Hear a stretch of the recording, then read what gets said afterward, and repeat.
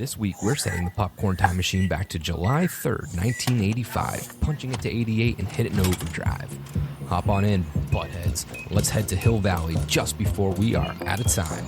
I'd say buckle up for the road ahead, but where we're going, we don't need roads.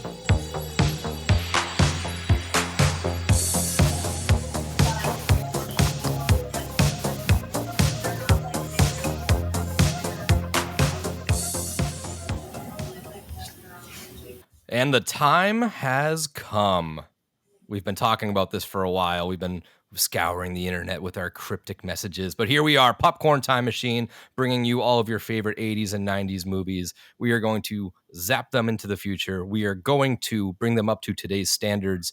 And we are going to talk a lot about the good, the bad, the ugly. And we are going to see what kind of held up over time. We're going to propose a lot of fun questions as to where are these characters now, and all kinds of fun stuff. But of course, I cannot do this by myself. We have a whole cast and crew along with us today. I, of course, am Nick. I am going to be sort of running a little bit of this, we'll call it a show, I guess. But I will be kind of emceeing, if you will, through this process and guiding us through the time travel that we're going to be ahead. So let me introduce you to the cast and crew that we have along with us. Let's start with Jimmy. Why don't you say hello to the people? They have said hello to you online, and why don't you just give them a brief little rundown of Jimothy? Hello to the people. That's it. That's all I've got. I'm just great kidding. Intro. Great, Dude. Yeah. I love movies, as all of us do. I'm a huge trivia guy. I love facts. I love to know everything about the movies. I love to know, how it came to be, how they came up with the idea, how they picked the actors, and I love how it all just comes together. So I'm really excited for this. We've been talking about this for a long time, and we've got a great group of guys that that just share my affinity for movies. So I'm really excited. That's it. I can't wait to share this experience. Mr. IMDb himself. He's humbling himself a little bit, but I'm sure over the course of this podcast, you are going to find out that someone has spent way too much time on IMDb and crew notes and stuff like that. He will pick them out of the bunch, that's for sure. But I'm absolutely going to get flamed by fans because he's wrong. He's wrong. You will all come to realize that soon. So next up, we have Kevin, member of Popcorn Time Machine. And I am the old guy here. So when we get back to these older 80s movies, I'm the guy that saw them when they were out, new releases. And all you young guys are just learning about them now. But the 80s, 90s, great time for great movies. All the John Hughes films, 16 Candles, Breakfast Club, Ferris Bueller's Day Off, Pretty in Pink. And we can't forget all of the great war movies that came out back then. Full Metal Jacket, Platoon, Casualties of War, The Killing Field. And then, of course, the classic, The Shining, all fits into that era. And so we're going to hit all the genres, but the 80s and 90s have a bunch of great movies. Yeah, that was this era. I feel like it's starting to have that resurgence, and the fanfare is obviously kicking around recently with a lot of these, remakes, anniversaries sequels, coming up. Anniversaries. These reimaginings are coming from the 80s and 90s. We see stuff like Ghostbusters, which is coming out with a new release. We're seeing Cobra Kai, which is an offshoot of the Karate Kid, and it's really become Beetlejuice is back. I really think up until 5 years ago, this was sort of that forgotten era of how much greatness really came out in these years, and I'm just excited to kind of dive into all the nitty gritty. It definitely had its share of bombs, but we'll get to those, I'm sure, at some point.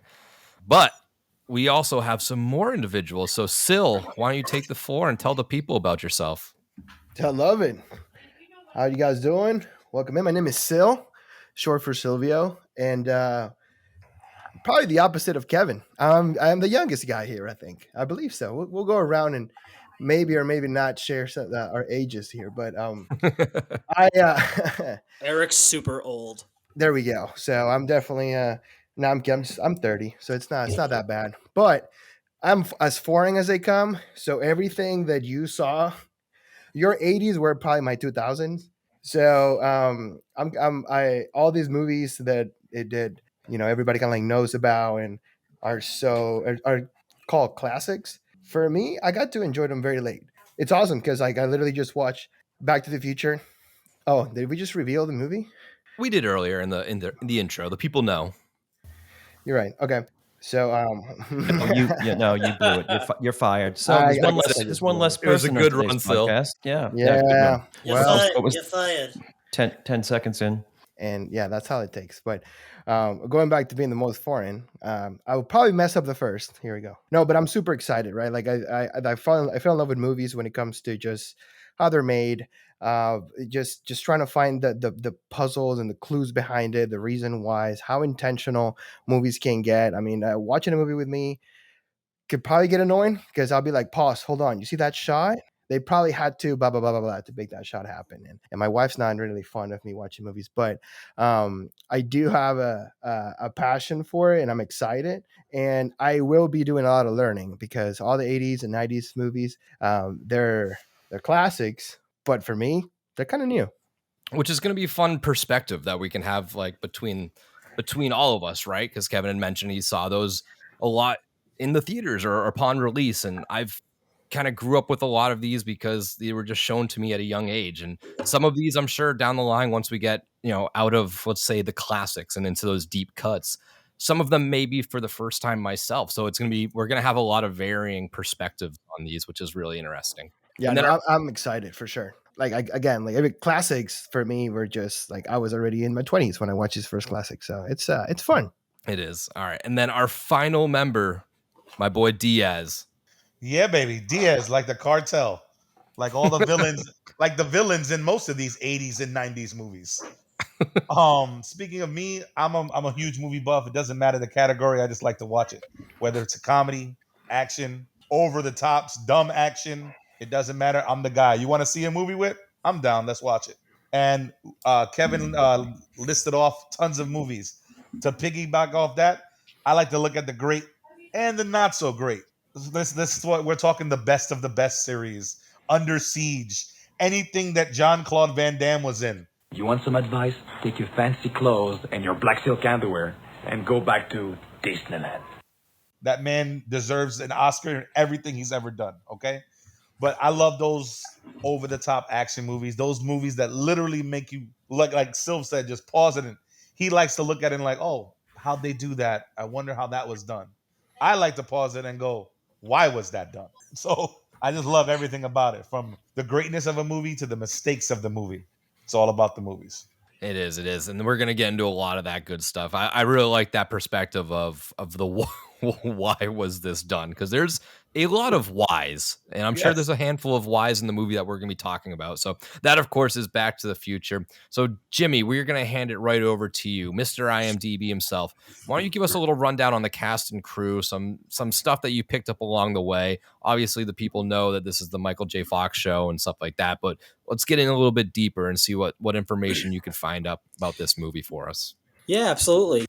We've all known like Michael J. Fox and Christopher Lloyd, but I never like, he's always just like, I feel like even on our childhoods, he's always just kind of been there. He's always just, we just know him. This is really cool.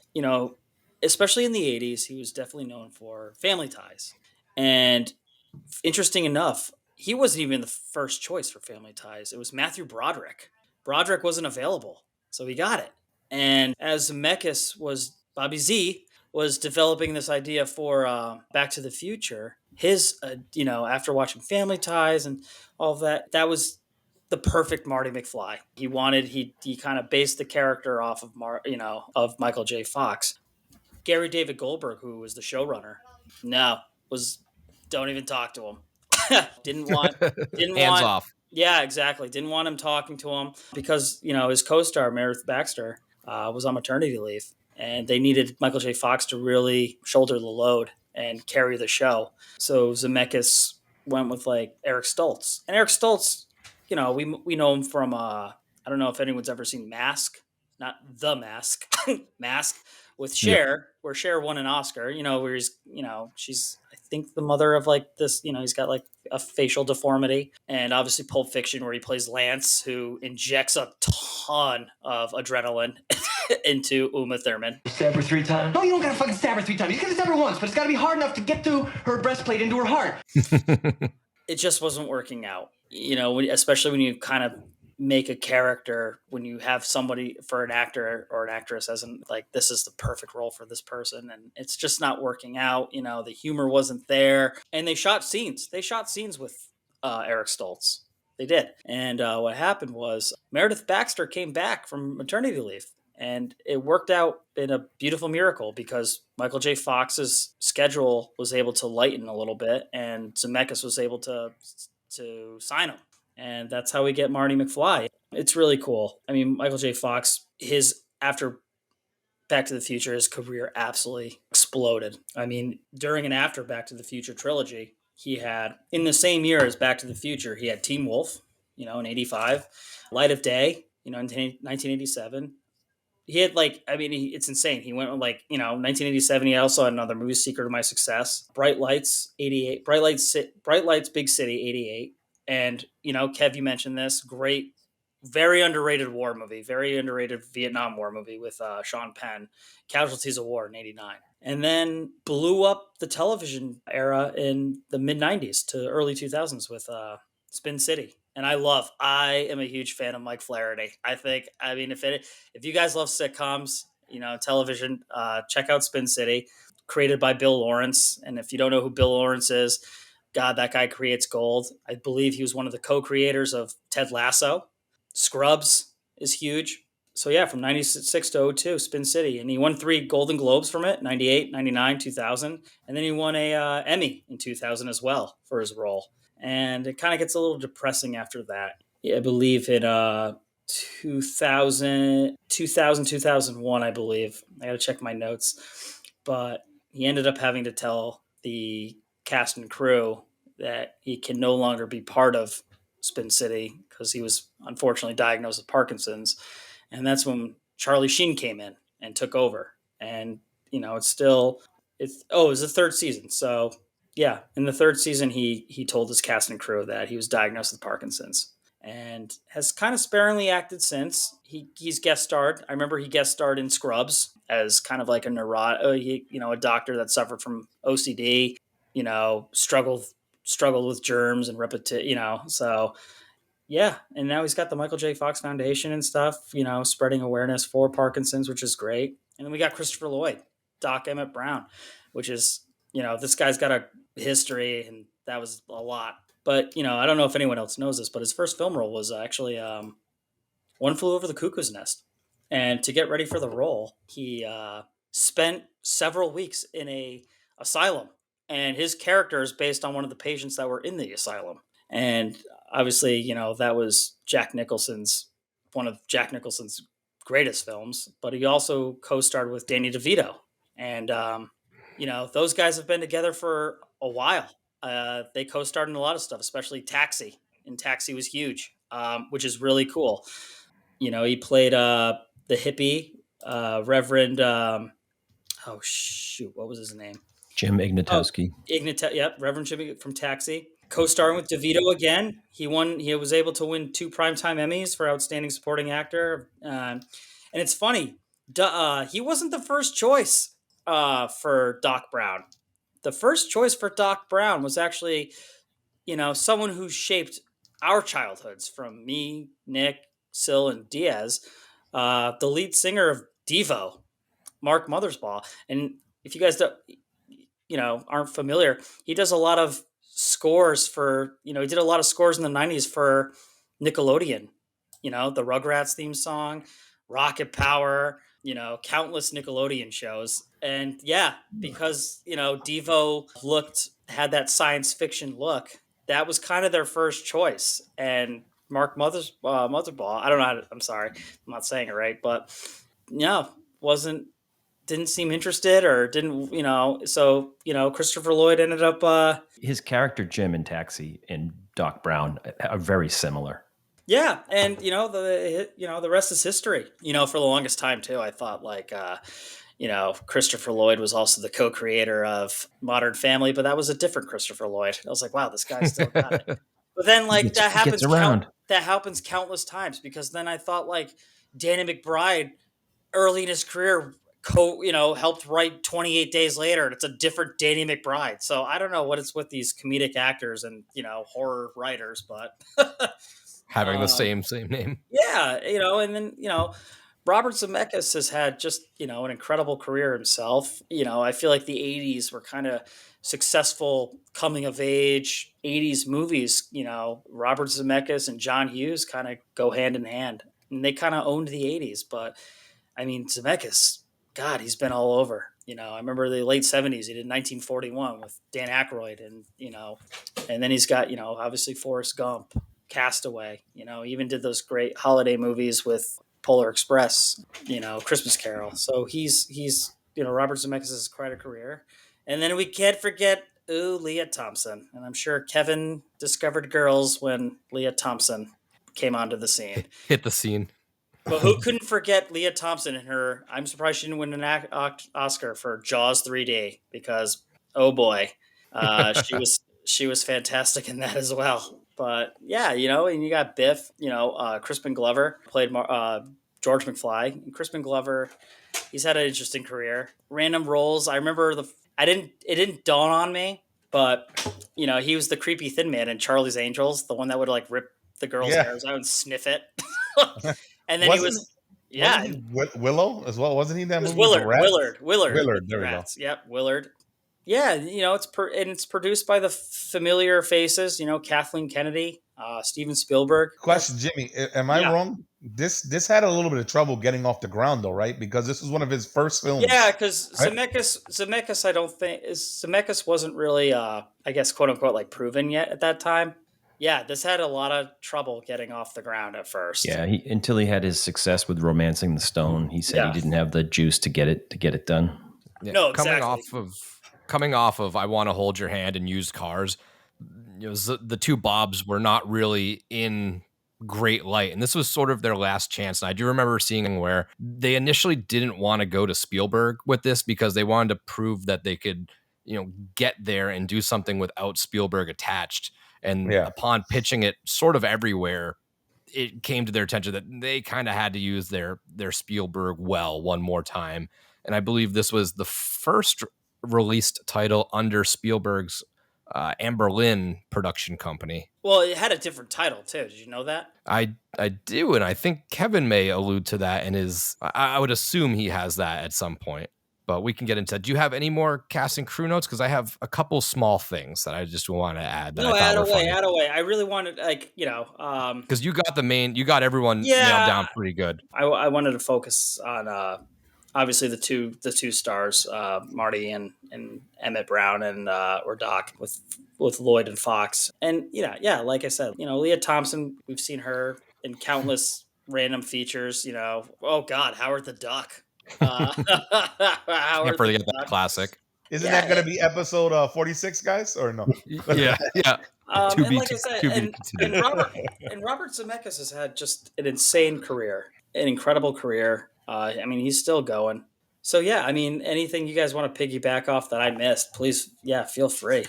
Well, I was just going to say, so they ended up with Eric originally, but they auditioned some other people that went on to be pretty well known too. For that same part, Ben Stiller and John Cryer, C. Thomas Howell all auditioned for that. You can see there online, the audition tapes are out there, but they also all auditioned for Marty. Yeah. You know what's funny? I think Stiller might have actually been okay.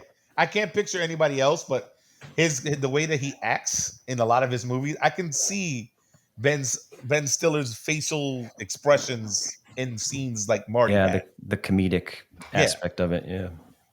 A couple things that I did notice. I didn't notice this for the longest time, but because I was watching this, a sort of adjacent futuristic time travel movie, Hot Tub Time Machine. Crispin Glover plays Phil, the bellhop, who has his arm torn off. So this is not his only foray in the time travel experience. In what year was see that one? Jim? Hot Tub Time Machine, I say mid 2010s, if I had to guess. I think I want to say Hot Tub was 2011, if I had to guess. I think it was somewhere around there.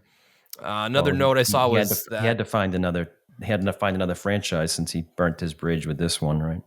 Yeah, I'd say so. He was only in the first one, and then I never really knew the story behind that. There's a couple different stories. One was he had. It's always a couple. He says he had a disagreement with the script of the second one where they're making money by, I think the premise of the second one is like them making money off of predicting the future because they've got the sports book from the past, right? Oh, weird. Just like Hot Tub Time Machine, when Lou bets and on the so- AFC title game.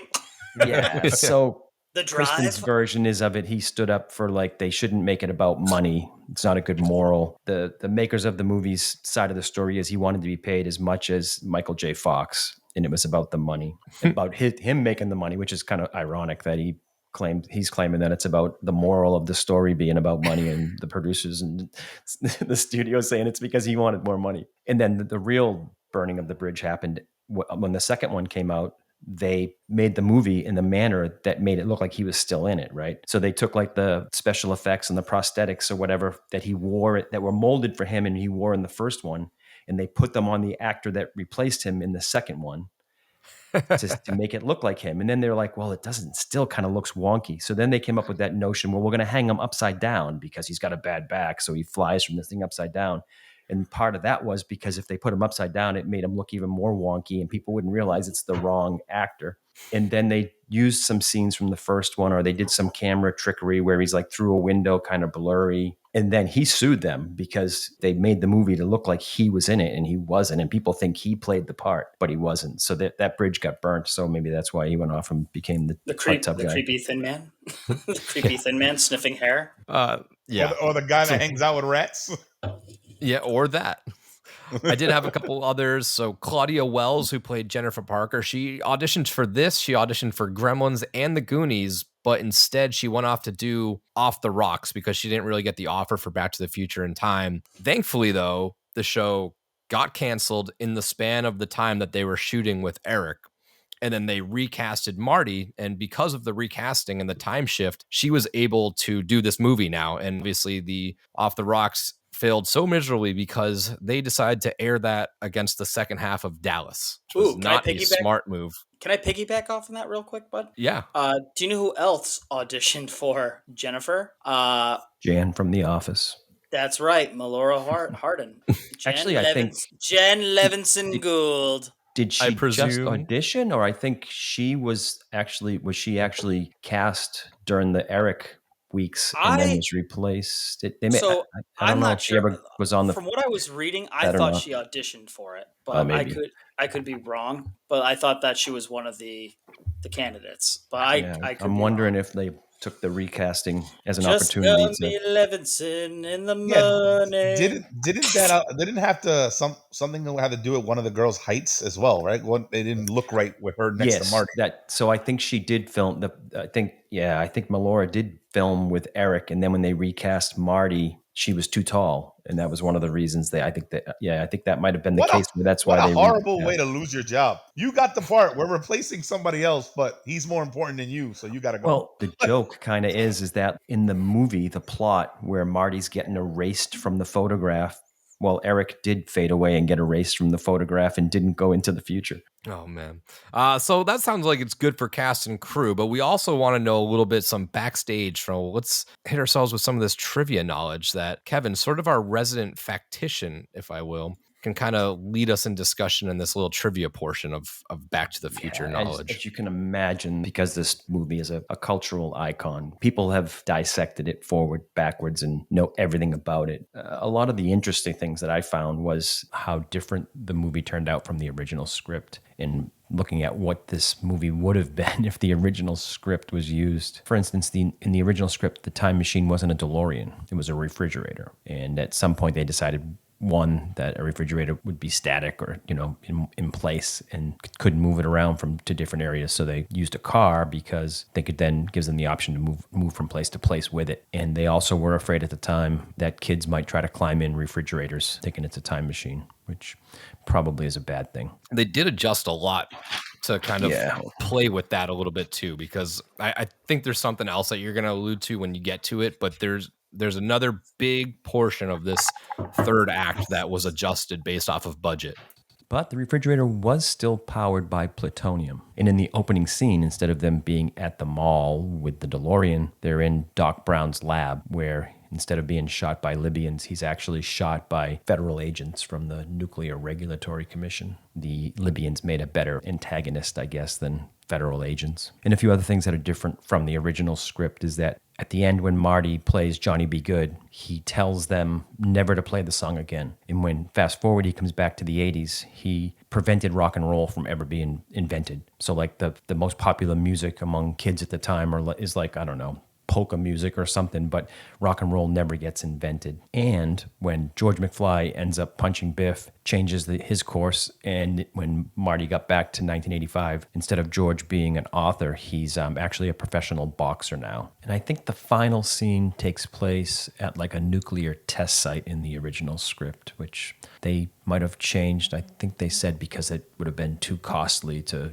film that scene. So those are just some of the fun things that were in the original script that never made it to the movie, for better or worse, probably for better. Another small little fact that people might not realize, and why would they? It's small, and it's in the opening scene when Marty's at Doc's lab and he's got all the clocks there. Of course, Doc has them set behind for some reason. There's one clock that looks like it has a little guy hanging off the hands of the clock. And at the end of Back to the Future, Doc ends up hanging off the clock just like that. And people think that, oh, it's like a premonition or showing you the end of it. And it may or may not be. But the clock is actually from a movie, a 1923 movie called Safety Last, where the actor in that movie is hanging from a clock. So they might have used it just to tie in the end scene. But, small fact that's from an actual movie from 1923. And one additional thing that I noticed when Marty gets to 1955, he convinces Doc that he did invent the time machine, and he brings him back to the DeLorean. And Marty opens it up and talks about the flux capacitor. And Doc pulls the paper out of his hand and says, "When I fell off the toilet, this is what I drew." And he shows him the paper, and you're supposed to be like, "Oh, that's the flux capacitor. He drew it, and it's in the car." But if you look at the writing on the paper that Doc holds up, it says flux compressor, not flux capacitor. So I wonder if that was what it was originally in the script, or just the prop was wrong, or I don't know what the story is behind that, but I'd be interested to know if it was just a goof or what. And I think we were talking about how the name almost got changed. Well, the executives at Universal thought that Back to the Future was too confusing, because how can you go back to the future? And so they almost renamed the movie Spaceman from Pluto, which I'm assuming stems from the scene where Marty comes. Well, that's the title I was taught. Yeah, exactly. Yeah. Yep. And then some of the small things that I never would have caught that kind of are interesting, like the opening scene where they're in the parking lot of the mall, and it's the Twin Pines Mall. Well, does anybody realize that in the closing scene, when Doc lives, because he's got the bulletproof vest on, it's like it changed the name, and it's Lone Pine Mall. And the reason is because when Marty is coming out of the farm after he goes into 1955, crashes into a pine tree and knocks it out. So then it becomes, the Lone Pine thing. And if you watch the scene, which is that's one of the good scenes, is the transition where he's in the parking lot and he keeps taking corners, and it's like, just under 88, but then he takes off and he finally hits 88, ends up in the farm, and he's taken off, and the farmer's chasing him. You space bastard! You killed my pine! And that's a little bit of, who really watches that much detail to realize that the mall sign changed? It just lends to another aspect of this movie where there's so many nuances of where they connected the dots between the two time frames. Another thing I read that was interesting was when Marty goes back to 1955 and Doc asks him, well, who's the president in 1985? And he's, Ronald Reagan. And he's like, oh, the actor? And anyways, in 1986, Ronald Reagan actually referenced the movie in a State of the Union address. As they said in the film, Back to the Future, where we're going, we don't need roads. So that's that. You're embedded in culture. Callback. If the president is quoting the movie, then it's definitely a cultural icon. So those are just some small things. And then I guess the thing I wanted to bring up is the main controversy, like the most conversations that everybody has when they're really analyzing the movie is, why don't Marty's parents realize especially once he's grown up, that he looks exactly like the guy who introduced them or got them together in 1955. Yep. Thank you. And think of this. They named one of their sons Marty, which is the name of the guy that got them together. But they never say, hey, he looks just like Marty from high school. Because at the end of that scene in the 50s too, she even says, hey, Marty, I like that name. Yeah. Weird. Doesn't come back. Calvin. You know what's funny? Question. This I don't know. That's basically like the same thing with the Terminator. He sent back his father that made him because he got sent back in time. Was the Terminator before this or after this? timeline wise, like year. When the movie came out, like Yeah, because Terminator, I believe, was 84. So This is Terminator 85. was before this. Okay. Yeah. Because that's the same thing, that concept of, like you said, how do they not remember that this guy was in their life? It's just like the whole John Connor sending back his dad to impregnate his mom to make him, but he knows him in the future. Yeah. I love movies. They definitely didn't nail down the whole thought process of every, minute detail of the time travel aspect that in this day, for sure. But a couple little trivia notes that I sort of stumbled across that are more sort of, I guess, behind the scenes stuff is that this idea of Back to the Future came to Robert Zemeckis when he went hometown or whatever. He saw his old high school book that his dad went to, and he saw that his dad was the class president. And then he realized he wasn't friends with his class president and started to kind of go down that rabbit hole of, would he have been friends with his father if he was at high school with him, which is, kind of a fun way to spiral about this. The movie, they wrapped up this movie, and the original release date was going to be in August, but after test screenings scored so well, they pushed for this movie to hit the 4th of July weekend, which moving up a movie a month is a tough process. So they worked 24 hours a day editing and working on post-production. They had people, especially during this time. This isn't like with all the technology and everything they have nowadays. Pushing a movie back then was a big deal. So they moved this thing up. They had people working 24 hours a day to make this thing hit that July 4th weekend. And it was a success because it was in theaters 9 weeks after they finished filming. But after it was released, it was #1 at the box office for 11 out of the following 12 weeks. So they made the right call of getting this thing in theaters for the whole summertime. The DeLoreans you were mentioning, there was actually 3 different DeLoreans. So there was a DeLorean A. That was the one that was the functional one with all the gadgets. There was the B one. That was the driving sort of stunt car, far away shots. That was the one that was racing through the parking lot that crashes into the farmland. And then there was C, which is more of just the close-up interior shots where they would sort of cut this car in half to stick a car in, the camera in there so you could see those shots of Marty shifting gears and stuff like that. And then when they were conceptualizing this idea, they hit they do really good with callbacks, right? So they have Marty playing music early on in the movie, and they have him skateboarding early on in the music in the movie. And they do this for a reason, because they would have Post-it notes and they would say, hey, it would be funny if Marty invented rock and roll. Okay, they put the Post-it note up. Would he invent rock and roll? Let's show him playing music ahead of time. We want Marty to invent skateboarding. Post-it note. Let's show him skateboarding in the intro. So that's how they kind of mixed this whole story before they got into the actual scenes and stuff like that. But that's what I have for all of the trivia notes and stuff like that. Did anybody else, Sil, have you seen any notes or trivia and stuff like that you want to share before we move along? Sure. I think one of the coolest things that I noticed when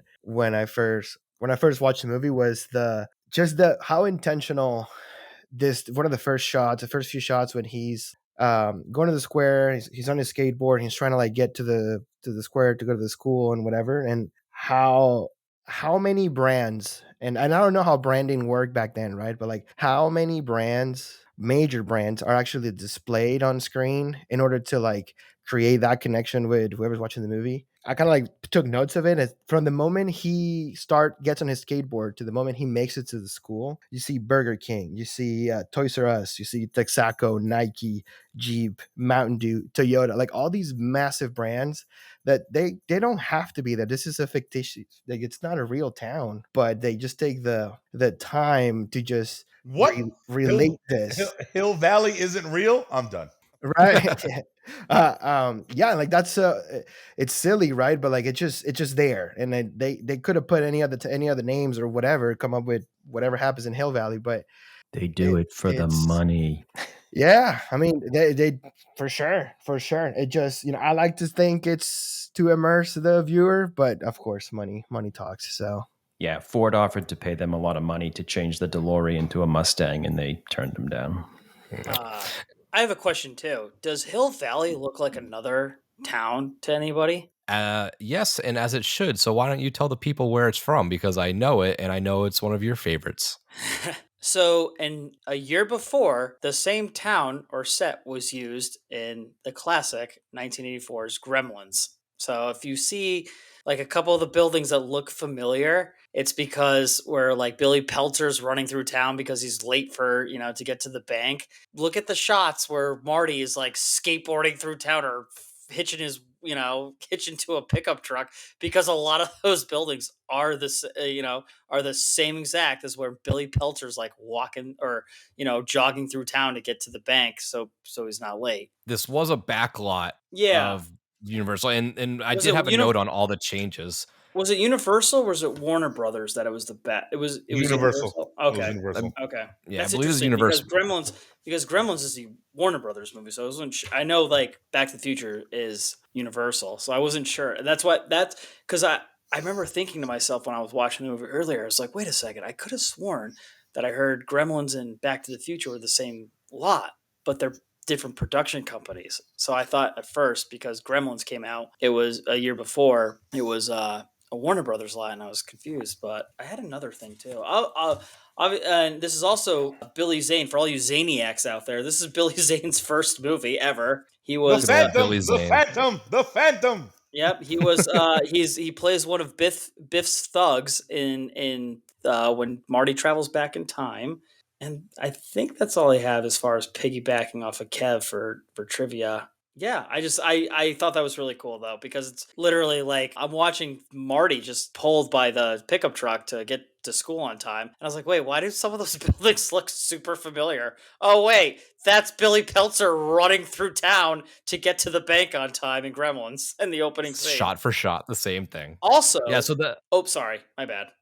I was gonna say while we're on the topic of that backlot and off of Silvio's point of Texaco actually sent them the schematics of how a 1955's gas station would look, and that that's That's whole awesome. That's awesome. that whole grassy area that's in front of the town hall itself and the clock, that was all added because that's actually a parking lot.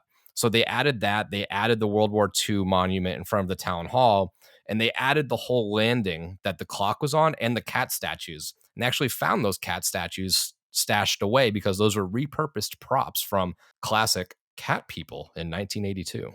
Ooh, can I get one more bit of one more factoid real quick? Yeah, hit them with it. Okay, so do you know who the opening song as Marty's skateboarding through town? Power of Love. That's the power of love. Power of Love, right?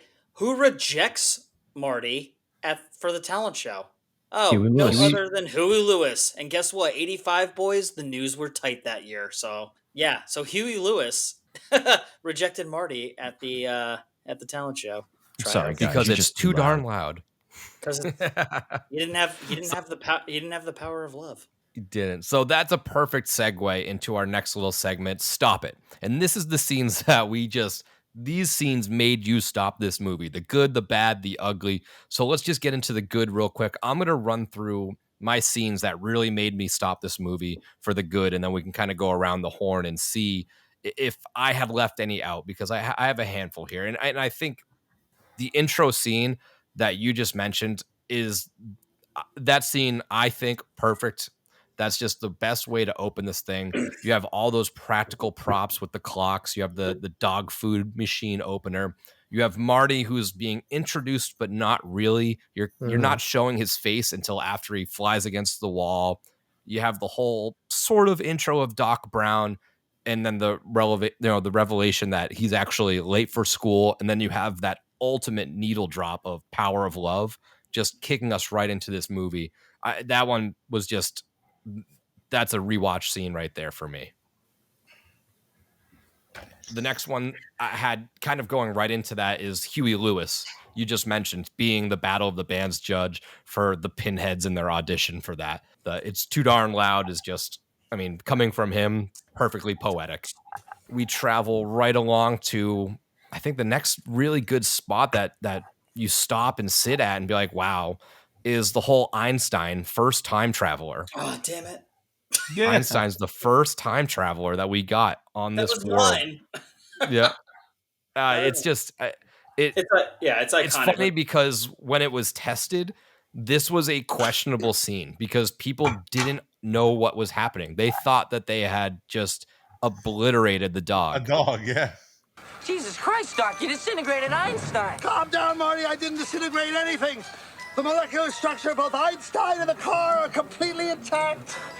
And it wasn't perceived well until he returned, and then people had that sigh of relief. But it's super cool too with the two flame, like, you know, when they're standing over the flames too. After, you know, it's pretty iconic to see the DeLorean. There's a fun fact we forgot. A lot of people don't know that it wasn't a dog in the original script. They wanted a monkey.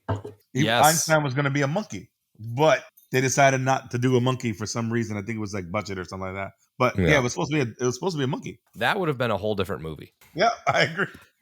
The 1955 reveal in Town Square, when it was really hitting Marty that he's actually back in time, when you see the newspaper, and then when he goes into the whole diner scene and the whole, oh, what you wearing, kid, a life preserver? That whole scene was just, that was a good revelation. It was a great way to sort of bring attention to that. We are in a completely different era.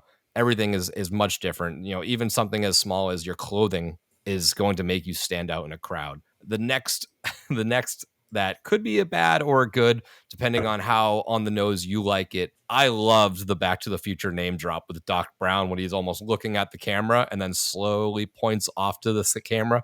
You know, it just doesn't get better than that. The whole dance scene, that's a great stop it moment. Stop it, rewind it, rewatch it. Just everything from trying to get George to stand up and be the bigger man and you know, show out and get Lorraine, the whole getting locked in the trunk, getting onto the band and playing with the cover band for the Under the Sea dance, the clock tower sequence that obviously is extremely iconic and just a great send off of this movie of just concluding it. And then the last little note I had for the goods is, and Kevin mentioned these earlier, is all these little weird background storylines paying off.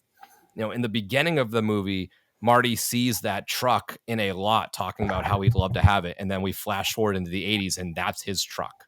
You know, you have Mayor Goldie Wilson going from waitstaff to mayor because Marty suggests almost in a jokingly manner saying, wait, this guy's going to be mayor. And then he goes, you know what? I should be mayor. Mayor sounds good. Mayor Goldie Wilson has a good ring to it. And then Kevin mentioned also the Twin Pine Malls turns into the Lone Pine after he hits the tree at the farmhouse, which the conversation immediately before that with Doc Brown was saying, you know, I remember when all of this was farmland owned by, you know, so-and-so. And it was just an immediate payoff. And it's really fun that they tied all of these up and they didn't have to, but they did. And it worked. So that's what I have for my stop Peabody's it. farm.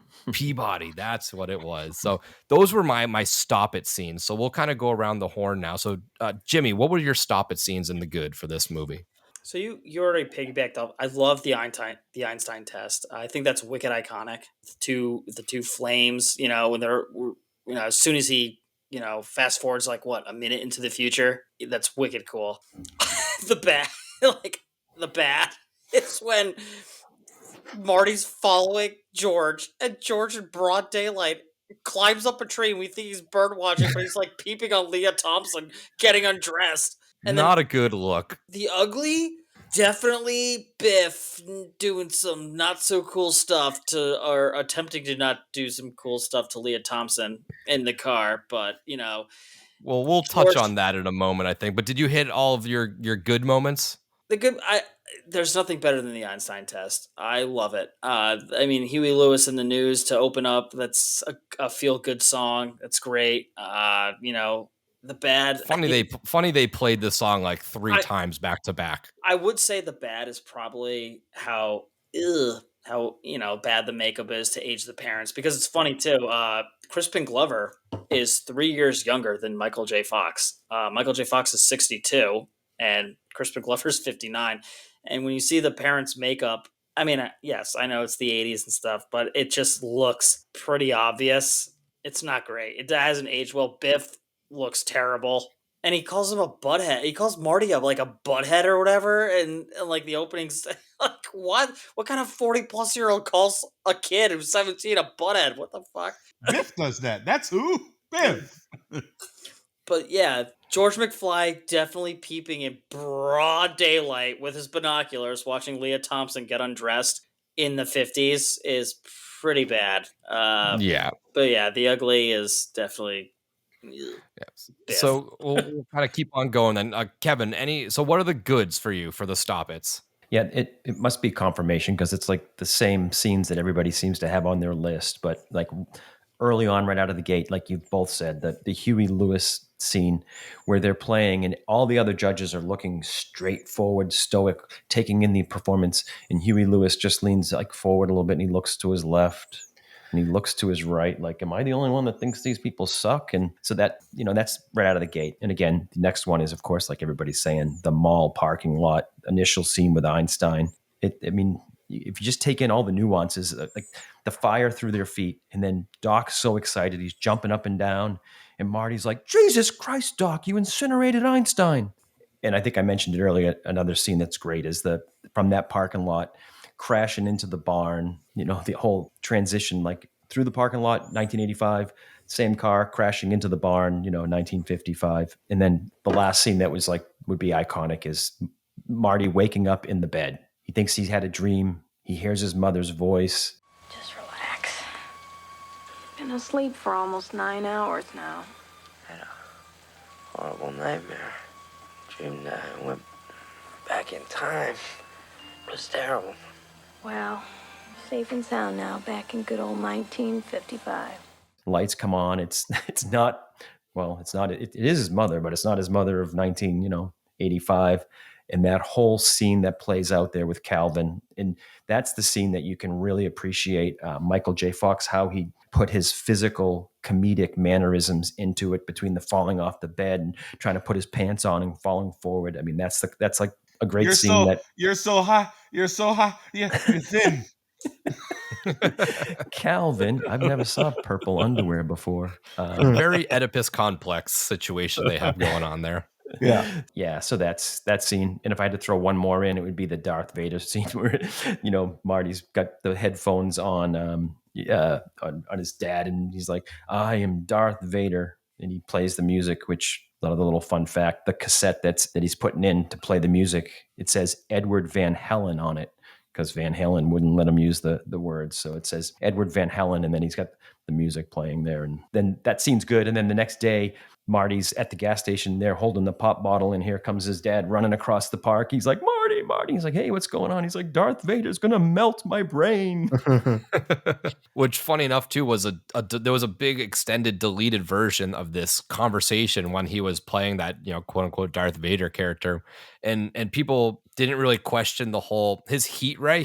George McFly references he was going to melt him with his heat ray. That was part of the deleted scene where Marty takes that heat ray out of his waistband, which is just a hair dryer, and fires it up. But people, they didn't want to repeat the same thing twice because Marty has that conversation of saying, you have to ask Lorraine to the dancer, I will melt your brain. And then it cuts right to George saying, Darth Vader said he was going to melt my brain. So it was a little repetitive. So they took that out. But the whole hair dryer aspect of it that people were wondering how that came about and why that's there is that was another deleted scene. And it was showing Doc originally packing up stuff to put in the DeLorean before he time traveled. And that was a hair dryer in a suitcase and stuff like that. So that was a payoff that didn't really get told, but nobody really questioned why the hair dryer was there.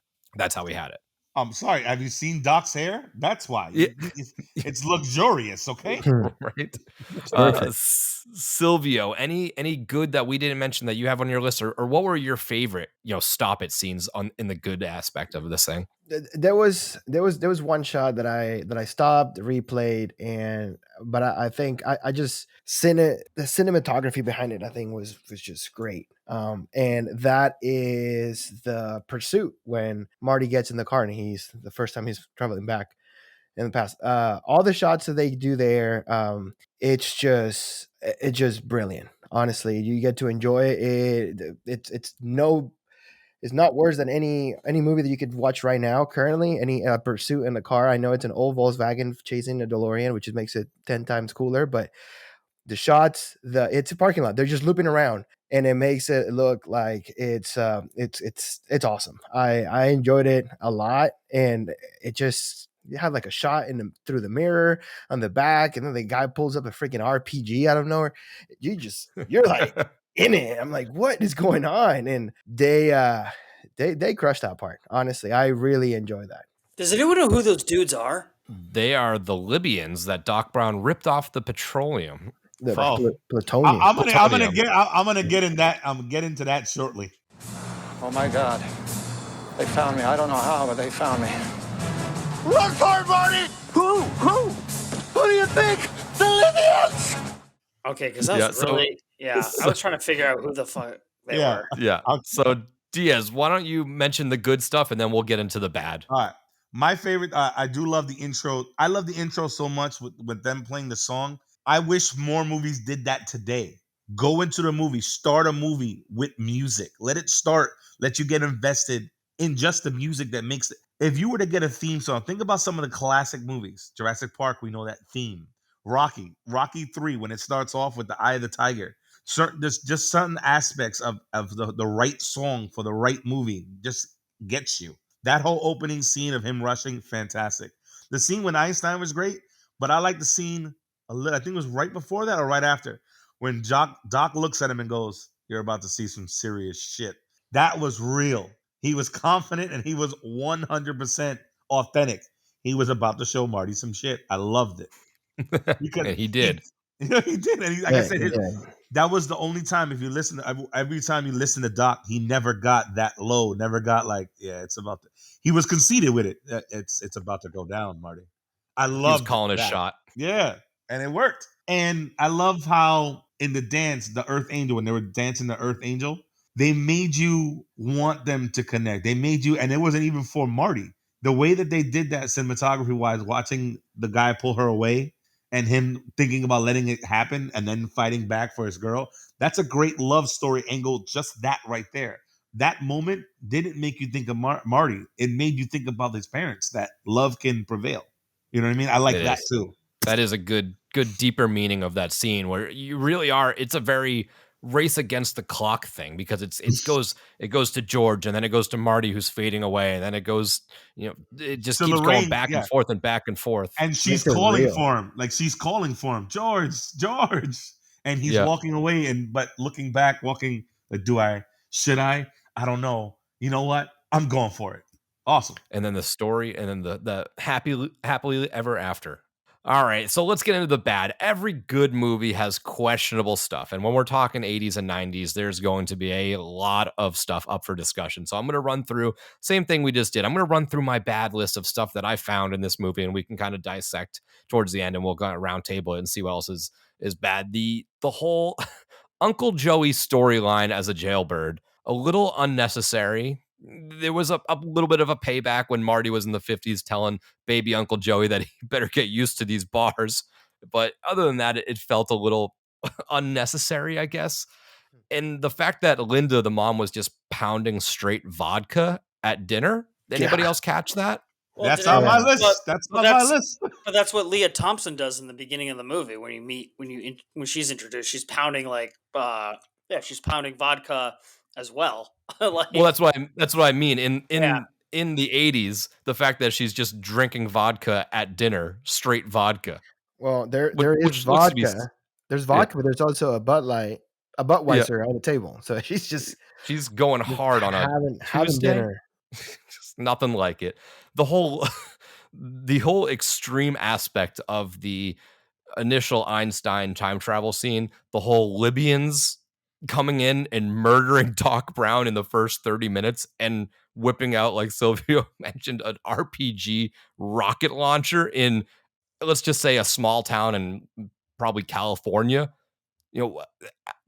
Again, another storyline that doesn't really get fully told. The whole Doc Brown, sort of a terrorist, I guess, like has ties to some sort of Libyan army. Yeah, a little questionable. Yeah, exactly. Like to piggyback off that, like it's true. These Libyans came to Doc Brown to make a bomb. So is he known for his bomb making skills? Like how many massacres in the 80s in this time was Doc Brown responsible for?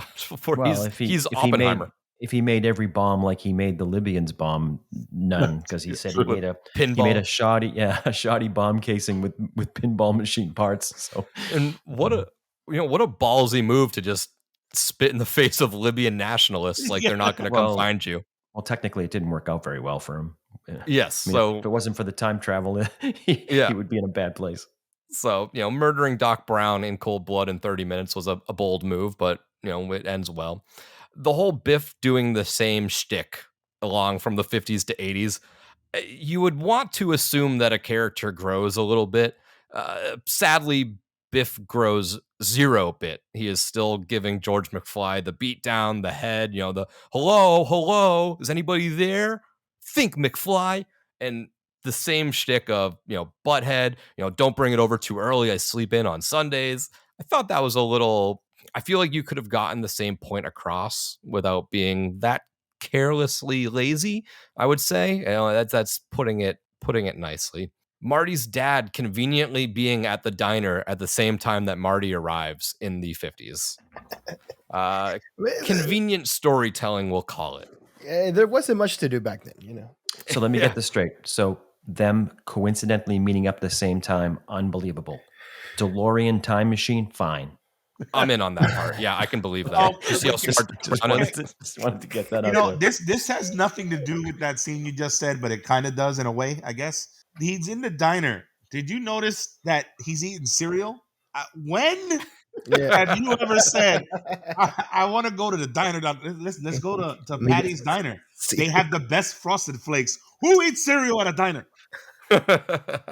You eat cereal at the house. You have cereal. You don't eat cereal at a diner. Well, he was probably just fueling up for my next bad scene, and that is the reveal that Marty's dad, George McFly, is a peeping Tom. He's just a straight up pervert hiding out in a tree. And it's funny because earlier we play off this scene that he was quote unquote bird watching when he fell out of the tree and got hit by the car. So I guess it takes a lot of cereal fuel to be an absolute monster. And directly following that scene, Marty gets hit by the car. And the line from the grandfather is, Ella! Another one of these damn kids jumped in front of my car! Now, how many kids has Marty's grandfather hit with his car on this road? It's just, okay, sure. I guess he's just that's just the street you don't go down in the neighborhood. You remember how you were talking? Remember how you were talking about his mom drinking straight vodka? Doc called Marty at 12:28 in the morning to make sure he was going to be up for 1:15. You mean to tell me his parents didn't hear that phone call? Yeah, right. Passed out. Yeah, no, you're right. She was drunk. Fast forwarding through this a little bit, we get to the part where Marty just shows up at school. Now, I'm sure things were a little bit more lenient in the 50s, but they have Doc Brown and Marty McFly walking around the school. Nobody says nothing, and then it just becomes an assumption that he's just a new student and he just fits right in there. I don't know. A little interesting. The kid's wearing the 3D glasses everywhere. Not sure if that was a 50s thing or not. I was not around at the time. It seems a little bit of a ridiculous thing. Fast forwarding to the concert aspect of this, there was a couple of things that I saw this was, and the director, Zemeckis, hates this too. The whole hand fading part where he was slowly deteriorating from future. They hated this part, and for good reason. It just does not look good. I don't think that holds up, so to speak. And him singing Johnny Be Good, clearly a different actor. Now, funny, Michael J. Fox actually did play a lot of guitar. So he did practice guitar. He had a guitar teacher for this movie who was actually the bassist for the Pinheads in their first audition. But he was playing the guitar fine, but that singing was clearly not him. And I feel like they just could have found a voice that fit it a little bit better. But those are my bads. So we'll just kind of go down the line. Jimmy, you mentioned a couple of the bads earlier, but do you have any other my scenes bad. from this that were like? I thought that was my fault. I thought we were listing off like right off the bat. No, it's fine. We're going through it. But yeah, the bad is definitely George just in broad daylight peeping on Leah Thompson. Like, that's so funny. Like, no shame. Zero shame. He didn't try to hide at all. Okay. His You know what? bike was parked right. He didn't even hide the bike. All right, He okay, you know what's another bad? I was thinking about this earlier. You know what's a terrible bad? Marty almost fucks his entire thing up. Like, Marty, stop being cool, dude. Like, tripping Biff in the diner, punching Biff, inventing skateboarding. And, like, dude, stop being fucking cool. Like, dude, you're fucking your whole life up, literally, and dude, just quit it. Just stop being cool. So, yeah, Marty was just too cool for school. And I think that's a bad, because he almost screwed up the entire future for him and his siblings. And George. Poor George. Pervert. But yeah. So if I could say that's a bad. Like, he, tripping Biff and skateboarding like a stud through to escape the goons, and then just throwing a mean left hook in Biff's face, and then they all get just poured on with cow manure. Like, all practical effects. This is all Marty's fault. Oh, it is. Yeah, it is for sure. Yeah. So that's what I would say is my bad.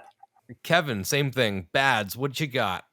I think it's any scene in both the 1955 era where Biff is just the ridiculous, the typical movie bully, overplayed a little bit, like any scene where he's just being that Biff character. And then the inverse is fast forward back at the end of the movie, the 1985 future version, where they've got him playing like a little too ridiculous as like the submissive fool or whatever. I think that his part, like the scenes with him were like, could have been toned down on both 1955 and then the final thing could have been. So some of those Biff scenes are cringeworthy. Now, probably something we can't fully get the real answer of, but with that mean right hook that George gave him, did he give Biff brain damage because of how weirdly he was acting in the future? Just kind of washing cars and like, oh, I forgot, there's Biff being, oh, Mr. McFly, your package came. It seemed a little, I think that's submissive. Yeah, I think it's just him being submissive, or he's a little off now. And it's like, so it took one right hook to turn Biff into a simp. Well, George is pretty confident though. George is very confident, and Biff is definitely more. I don't think it knocked anything loose. I think just Biff's, he didn't know. He found out. Fuck around and find out. And I think he's just a submissive character at that point. That's just me. All right. Sil, any of the bad? What's really stuck out for you in these scenes, or some that we haven't mentioned maybe?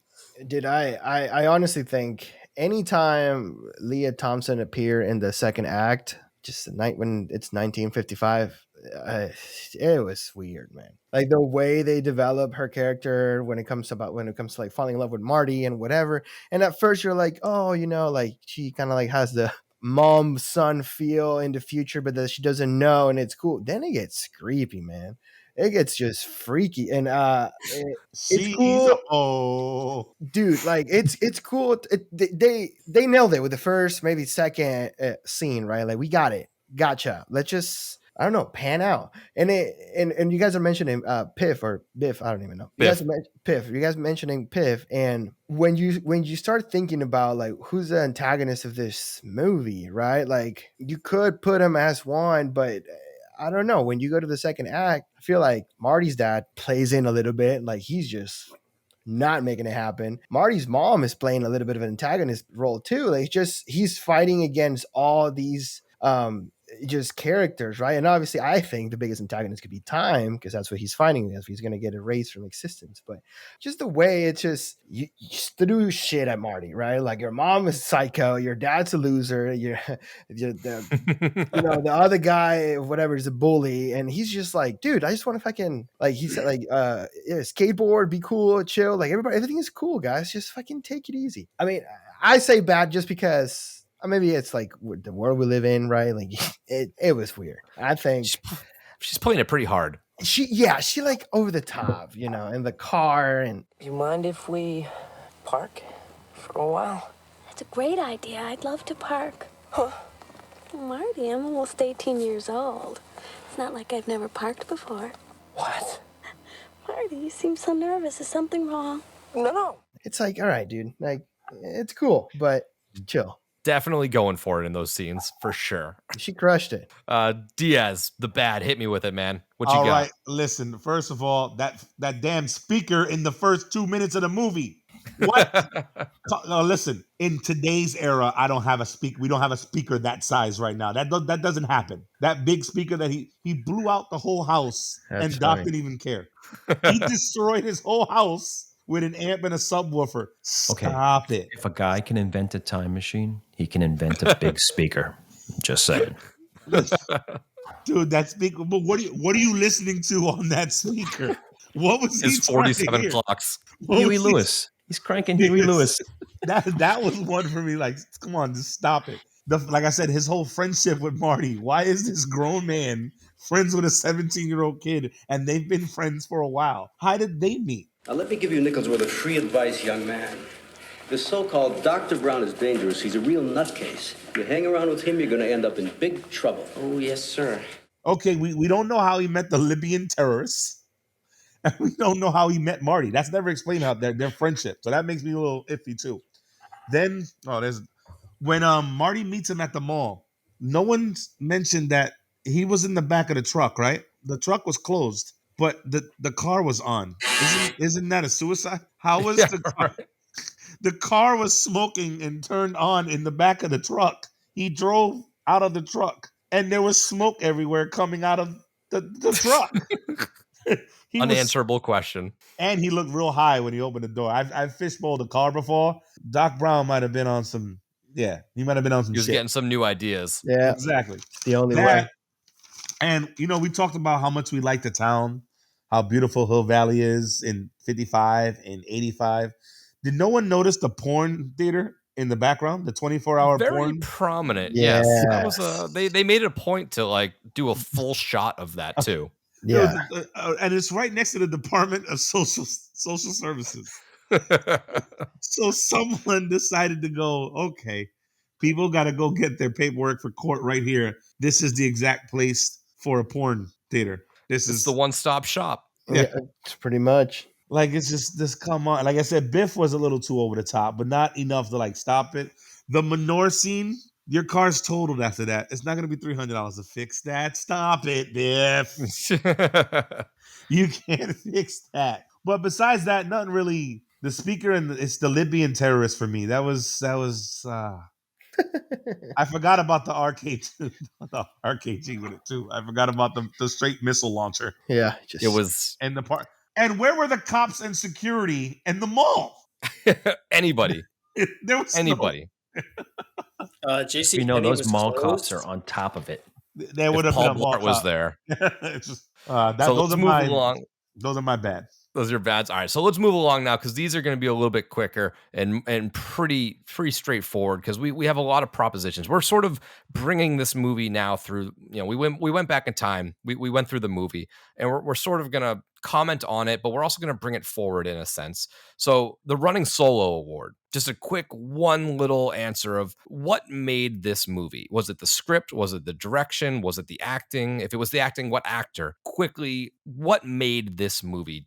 Jimmy, what you got? What's the Running Solo Award for you? My favorite is Alan Silvestri, the person who wrote the music for the movie.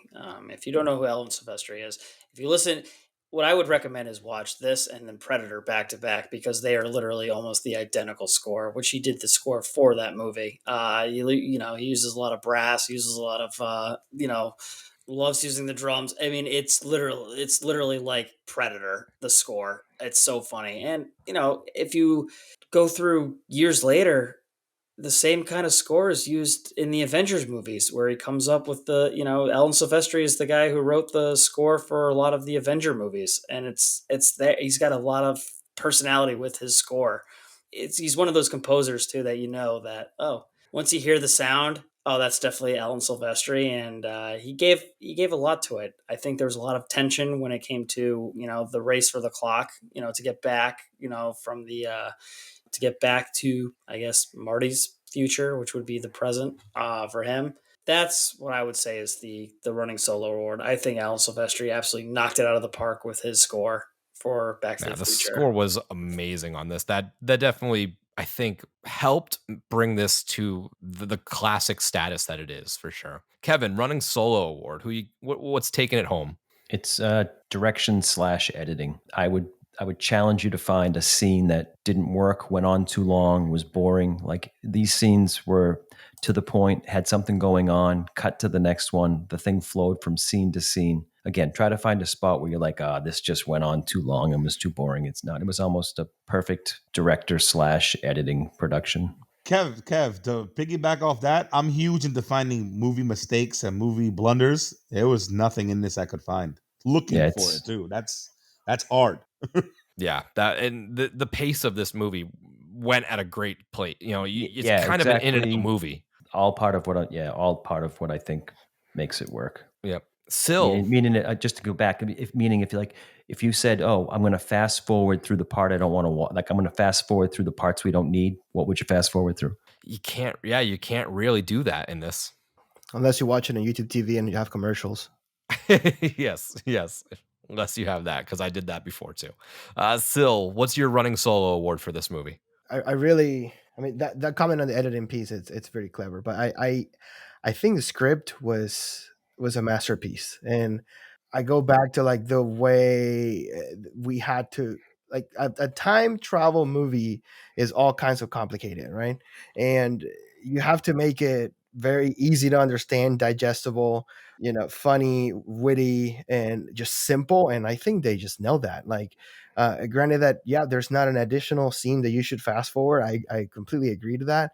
But it's also how things get dummied down, and it's easy to understand, easy to relate. It's just a hit, man. Yeah. Diaz, what won this award for you? Honestly, the casting. It was casted perfect. You could try to put different actors in. We could try to think about, he would be a good Marty. He would be a good Doc.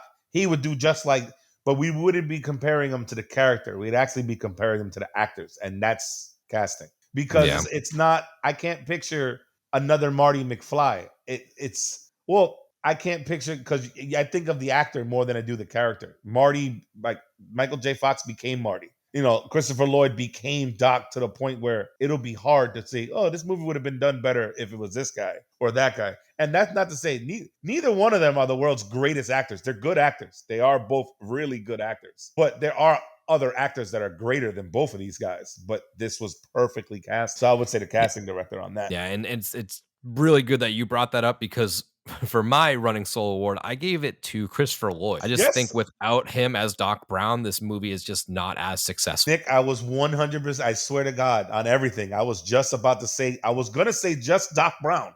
But I was like, you know what? If you think about it, I'll give it to all of them. I swear, I wrote down Doc Brown. Because they all, like, to your point, the cast as a whole is phenomenal. But at this time, in 85, I can't pick somebody right now that could have played that role better than Christopher Lloyd. So what about Bill Murray? That brings us... No, Murray. I think Murray would have tried to be too comedic with it. Christopher Lloyd's comedy in this wasn't forced in any means. No. Like that conceitedness, like I told you, you're about to see some shit.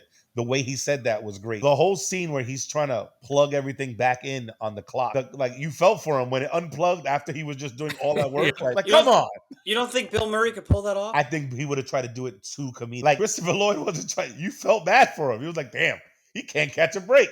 I think Bill Murray would have added comedy to it, a little bit more comedy. He would have been himself. Yeah, he's more definitely would have been. Like he's a sarcastic comedian as opposed to Doc, like I said, almost playing his character from Taxi, where he's almost like just a hapless idiot that doesn't know any better. In this case, he's a professor that happens to be hapless. But so let's see if we can make this movie any better. Montage madness. Obviously, 80s are very well known to have their fair share of montages, and this trend sort of bled into the 90s a little bit. So action sequence, music, sex scenes, slow motion sweat, or a makeover. Which montage would make this movie better? Jimmy, what you got? I don't really have anything. I think honestly, it's kind of good where it is. Yeah. I mean, what can you really improve on? I mean, I'd like to hear everyone else's thoughts, but I don't know. I think it's fine the way it is, honestly. Yeah. Kevin, did you have anything that you think could fit into this movie? I have to agree. I really don't. I think it's, I don't think there is. I think you'd dilute it, I think, if you tried to add something like that into it. Yeah. Sil, anything from you? It's tough. I think it has a little bit of everything already, and even has 4 sex scenes, so it's great. Nice. Diaz, what you got? I got one thing that'll probably cause an argument right now, so I'm gonna say it. After rewatching this, I don't know. We were talking about how good The Power of Love is for this movie and how the opening montage was great. We all said that was one of the greatest things about it. However, I think there was a better song they could have put in for this movie. Interesting. Power of Love was great, but you want to talk about montage only because of the speed of the scene. He's on the back of cars. He's trying to be in a rush. Power of Love is a slower song. It's a relaxed. If you listen to the lyrics, nothing about that as he's rushing to school. It doesn't fit the scene. It's a great song. It fits the movie without a doubt. But if you really look at that, a song that would have been a little bit better because of tempo and still 80s classic, 80s hit. And it came out that same year. And it came out that summer. Take On Me.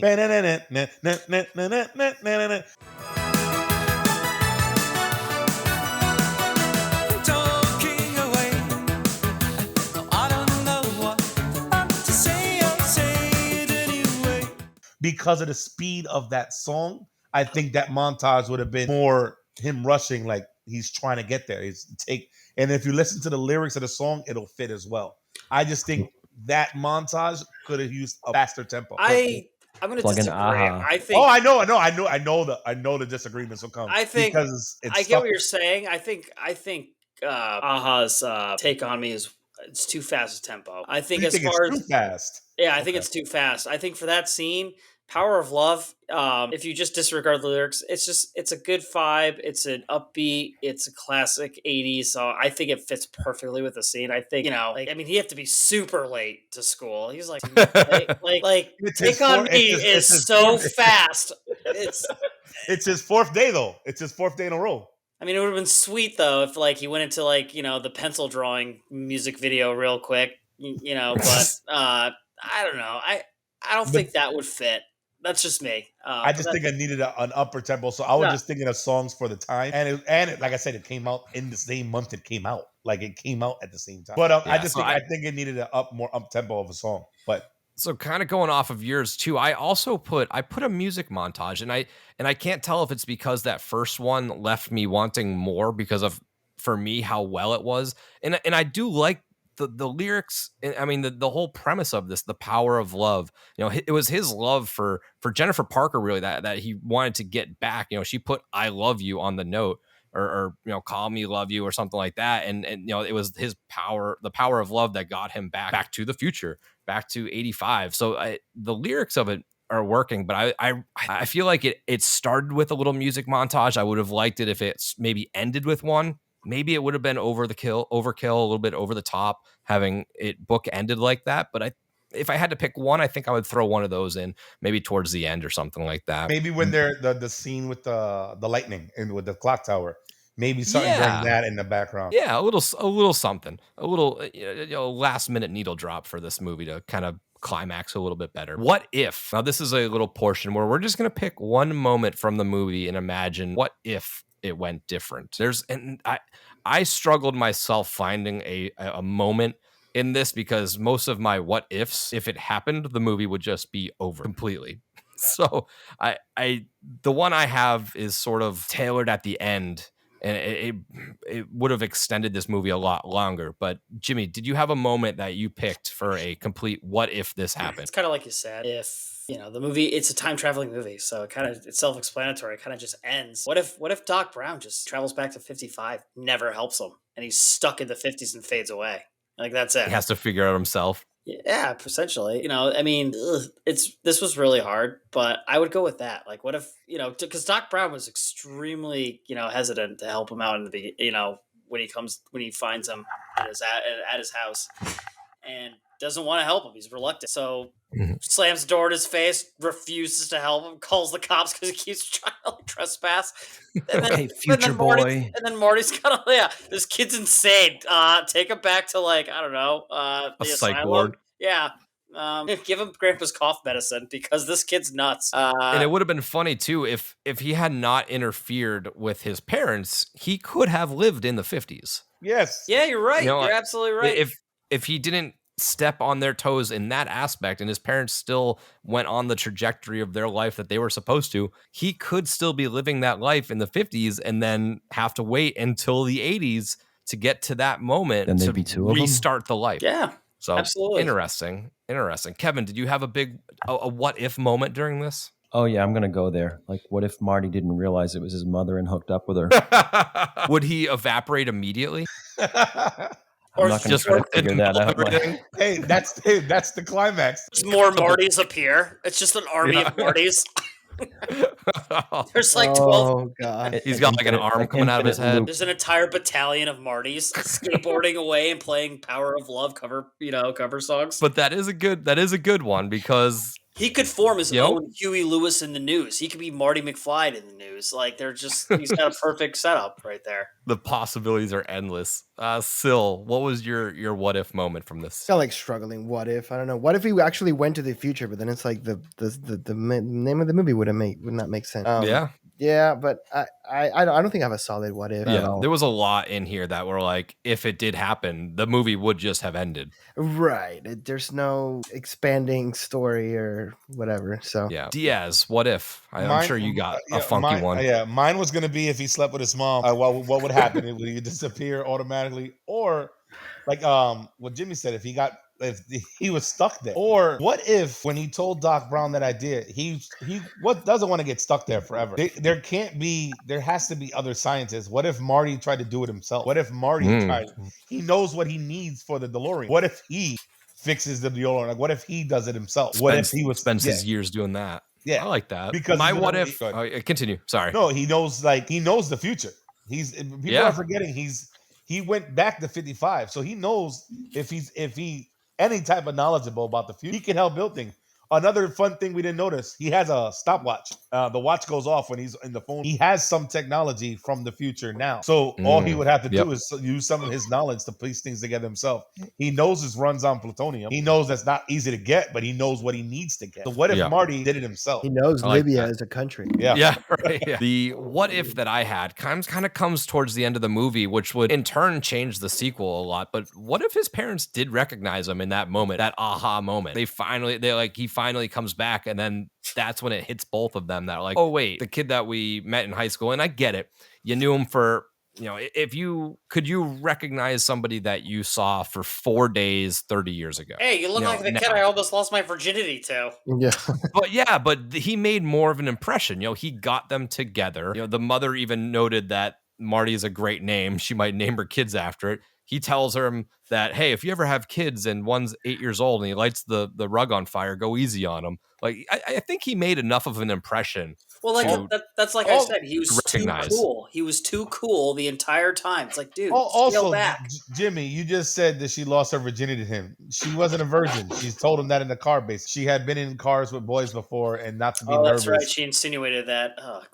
Which is funny because in the beginning she said that she was never in cars with boys and stuff like that. Well, that's one of those tie-ins where they tied in so many things. There's that long-term when Marty gets hit by the car and he goes into the house and he's leaving dinner and Lorraine's there and the kid leaves and the dad's like, Lorraine, you ever have a kid like that, I'll disown you. Like, it's just constant tie-in to the future, What if we got to meet Uncle Joey? Yeah, right. Where was Joey? He likes to stay in his playpen. He just cries if we take him out, so we just leave him there. That was so savage. That was so savage. Yeah, Marty telling him that he better get used to bars is a pretty bold move. But back to the original point, though, like the mother's doing the laundry and she's like folding it, like she's putting his Calvin Klein underwear away. Like nothing hits her. Like, wait a minute, that guy, when I was in high school, there was a guy that had this Calvin Klein on his underwear. Purple underwear, which she said she's never seen before. Oh, I got a good one. What if Marty, so it goes back to you, Nick, like, if Marty just decided to stay in the 50s and stuff and let everything work itself out naturally. What if Marty just started stealing hits from people? It became like just a world, like one of the most famous recording artists of all time. Like, yeah, this is a good one. He starts playing like Beatles hits like in 56. I was going to say that the movie Yesterday, that exactly sort of what happens. And he starts like just releasing and writing the Beatles songs. But of course, like in the movie Yesterday, Well, it's kind of the like guy, in the guy has to do it from memory. So he gets some of the lyrics wrong because he has to try to remember the lyrics to all the songs. well, it's kind of like Hot Tub Time Machine, where Lou decides to stay and he becomes Motley Lou and starts just recording Motley Crue songs and becomes and he invents Lugal. In Lugal, and then Luhu. Does he start Yahoo with like Luhu or whatever? Yeah. Oh yeah. Oh yeah. Yeah. Marty's So an idiot. we talked about a lot of these things in our bad portion, but this is a designated portion strictly for, by today's standards, what aged the worst in this movie? What aged like fine milk? What sat out in the sun and didn't last? Because in the 80s and in the 90s too, there's a lot of stuff that by today's standards, not really gonna fly. So Jimmy, what's like the one thing that, wow, this lasted and this was in this movie? So there were a few. There were a few. Gentlemen, I don't mean to cut, gentlemen, real quick. I don't mean to cut you guys off. I'm watching Back to the Future right now, and the credits are going up. The two people that play the terrorists is Chad O'Hare and Michael McGilly. Mike McGilly. All Irish fellas. That's true. I'm sorry. That's true acting right there. But go on. I'm sorry. I just had to. They should have been from the IRA, not the Libyans. Go on, though. I'm sorry, Jimmy. So, Jimmy, what was your aged like fine milk moment in this? So obviously we can always go back to George peeping like in broad daylight, but kind of find it a little controversial in today's day and age, where the band gets out of the car and just a cloud of smoke just follows all of them. Like they're clearly they just have to smoke weed. Like, quote unquote reefer addicts by the actors. Yeah, so I thought like, oh wow, that's not gonna fly because of our very stereotype. Yeah, the demographic that happened to be in the car climbed out and just like a fucking fountain of smoke just pours out with them. I was like, oh god, I thought that didn't age too well. So that was me. Yeah. Kevin, what's your moment in this? Well, one of them would be, as far as like aging, I guess the cultural part of the Libyans are the terrorists. Probably wouldn't fly today. And then the other part, just from modern movie making, probably the prosthetics that they used for the aging probably wouldn't stand up today's standards. Probably turns out Back to the Future is a propaganda film for our war against Libya. Ongoing still, if you aren't aware. For our Libyan viewers, we do love you and appreciate you. Thank you for subscribing. I'm sorry for the pinball machine parts. Sil, what aged like fine milk? What aged like fine milk?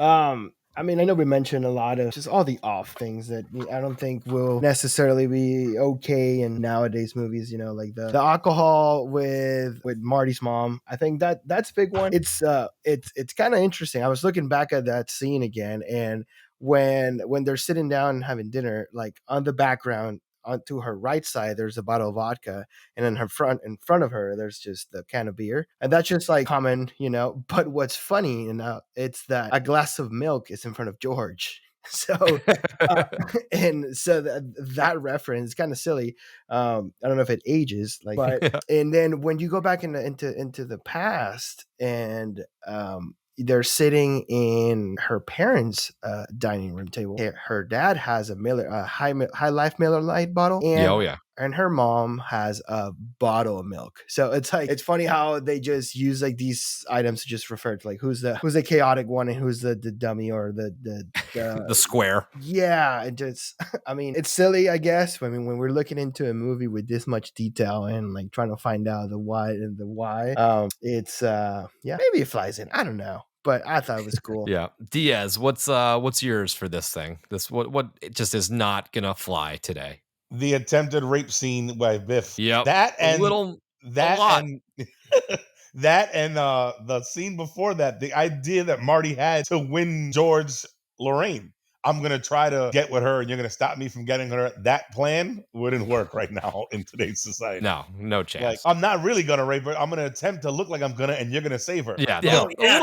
That's totally true. That was the plan. That's brutal. Yes. And Dude, that's your son. That's your future son. Hey, I got a great idea for you to win my future mother over. Let's stage a fucking Yeah, let's assault. stage a sexual assault, and you come to the rescue. There's better ways to do it. That's for sure. That would not fly in any way right now. There's 3 guys No. involved, right? Dude, I Marty's didn't even involved, think about George's that. involved, and then Pitt's involved. Like, Jesus. You know, thing that trio is mother, father, son. So he Yeah. wanted his dad to save him from attacking his mother. This should have sexually. taken place in like Georgia or No, but think about it. Alabama. On top of that, the Oh, concept. great. Now we have to apologize to everybody who lives in Georgia. Sorry. And if you're a Libyan who lives in Georgia, we are really sorry. This is not your podcast. Double whammy. Nick, just edit that out. he wanted, like I said, just the whole concept of it. If you really think about it, I need you to stop me. So I'm going to try to look like I'm sleeping with mom. You're going to stop me because I want you to sleep with her. So we're going to manipulate this woman to have sex with you. But then the other guy jumps in. It's like, well, they foreshadow this with that adult movie theater. It was called Orgy, American style. It was. You're right. We should find that movie. We'll do that Details. The details matter. They do. Yeah. So my aged like fine milk. How about, and Diaz brought this up way, at the beginning of this podcast, but how about the fact that there's a high school kid hanging out with a 65-year-old crackpot at 1 a.m. in a mall parking lot? How about that? I don't know if that's really something that's going on now. Well, it is going on, I'm sure, nowadays, but it's, not commonly accepted, I guess.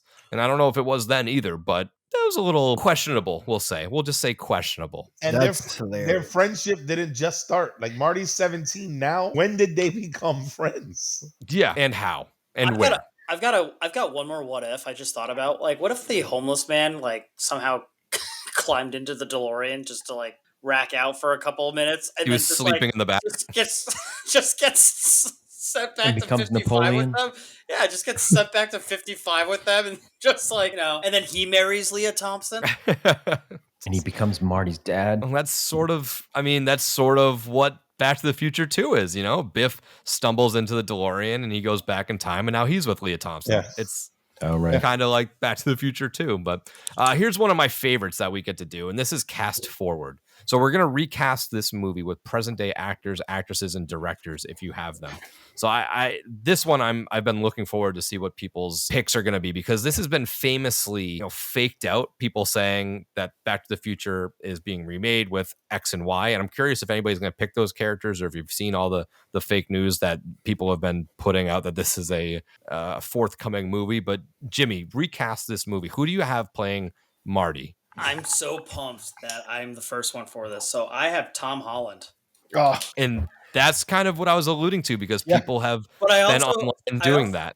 I also thought, and this might be a stretch, but I mean, because yes, Tom Holland kind of fits the mold. But if you went in kind of like a different direction, where let's say that he's kind of like his father, kind of like and he befriends, because that's the whole thing. That's another thing. Marty's friends with he's a 17-year-old kid, friends with a disgraced nuclear physicist, and we don't know why, and we just accept it. So like, what if we kind of redid the story and this poor kid kind of becomes friends with,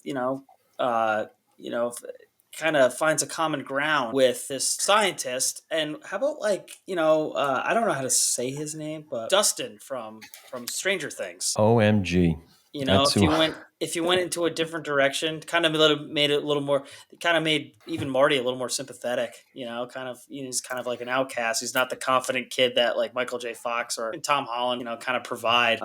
So that's what I'd go with as my two choices, kind of, a dead ringer. And then, somebody might be a little different, but maybe could work. So that's who I chose for my. So Marty's. Seems like you're tying right into Kevin. So Kevin, who did you have as Marty? I had Gaten Matarazzo, which is Dustin from Stranger Things. Oh, that was the funny. okay. I thought you were making that that was a bad choice. No, that's who I had. And then for Doc, it was hard. There's nobody that really stood out. I'm like, well, maybe Ryan Reynolds. And then I'm thinking, well, if you really wanted to F things up, Bill Burr. So can I piggyback off of that? I had two choices. How about Jim Carrey? Mm-hmm. I had Jim, you bastard. Or because he can play the wild. How about Jack Black? I think Jack Black and Gaten Matarazzo would be a really funny pairing. I think Jack Black absolutely pull off a Doc Emmett Brown. Maybe not to the point of like Christopher Lloyd. I think Jack Black would be a lot of fun though. That's a good one. That's a good one. So, Sil, who did you have for Marty and Doc Brown? We'll jump in both of these now. Marty and Doc Brown. Well, I had Tom Holland as well, which it just, I don't know, it just seems like it fits. But for Doc Brown, I actually had Brian Stepanek. Okay. This guy, I mean, I think it was in the Suit Lives of Zack and Cody, that the bellman or whatever. I think I got him just because he looks just like Doc. Yeah. To be honest, but yeah, and I just pulled up ChatGPT and said recasting Back to the Future with current actors. So I have this, and it's a pretty interesting cast. I have the whole cast, so I'm gonna wait. Okay, but we'll see if we guessed any of these ones then. Yep. I got a decent Lorraine too. So all right, we'll get to D first. So Diaz, Marty and Doc, who you got? I got two because listen, if you're gonna do a remake, we gotta get diverse, gentlemen. They need to be people of color because that's what Hollywood's gonna want to do. They're gonna want to establish a different type of Marty, a different type of Lorraine, a different type of Doc. So if I was to do that, I would change races, but not on all of them. For example, for Jennifer, the love interest, Sadie Sink from Stranger Things, the actress. Okay. She would be my Jennifer. She would be the love interest. Doc, you know what? Let's say if it's not diverse, it'll be Sadie Sink. Even if it was diverse, she would be my Jennifer. It would be Sadie Sink. My first choice for Marty, if we were to do it the way that it is right now, Chandler Riggs and William L. Macy can be Doc. Okay. Frank from Shameless can be Doc, and oh wow, and Carl from Walking Dead can be Marty. I like that. That's a good one. The crazy thing about Riggs, a lot of people don't know. It was down to him or Tom Holland for Spider-Man, and they picked Tom Holland. They were the last two candidates, was Riggs and Tom Holland. And I almost lost my mind because I hated the character of Carl.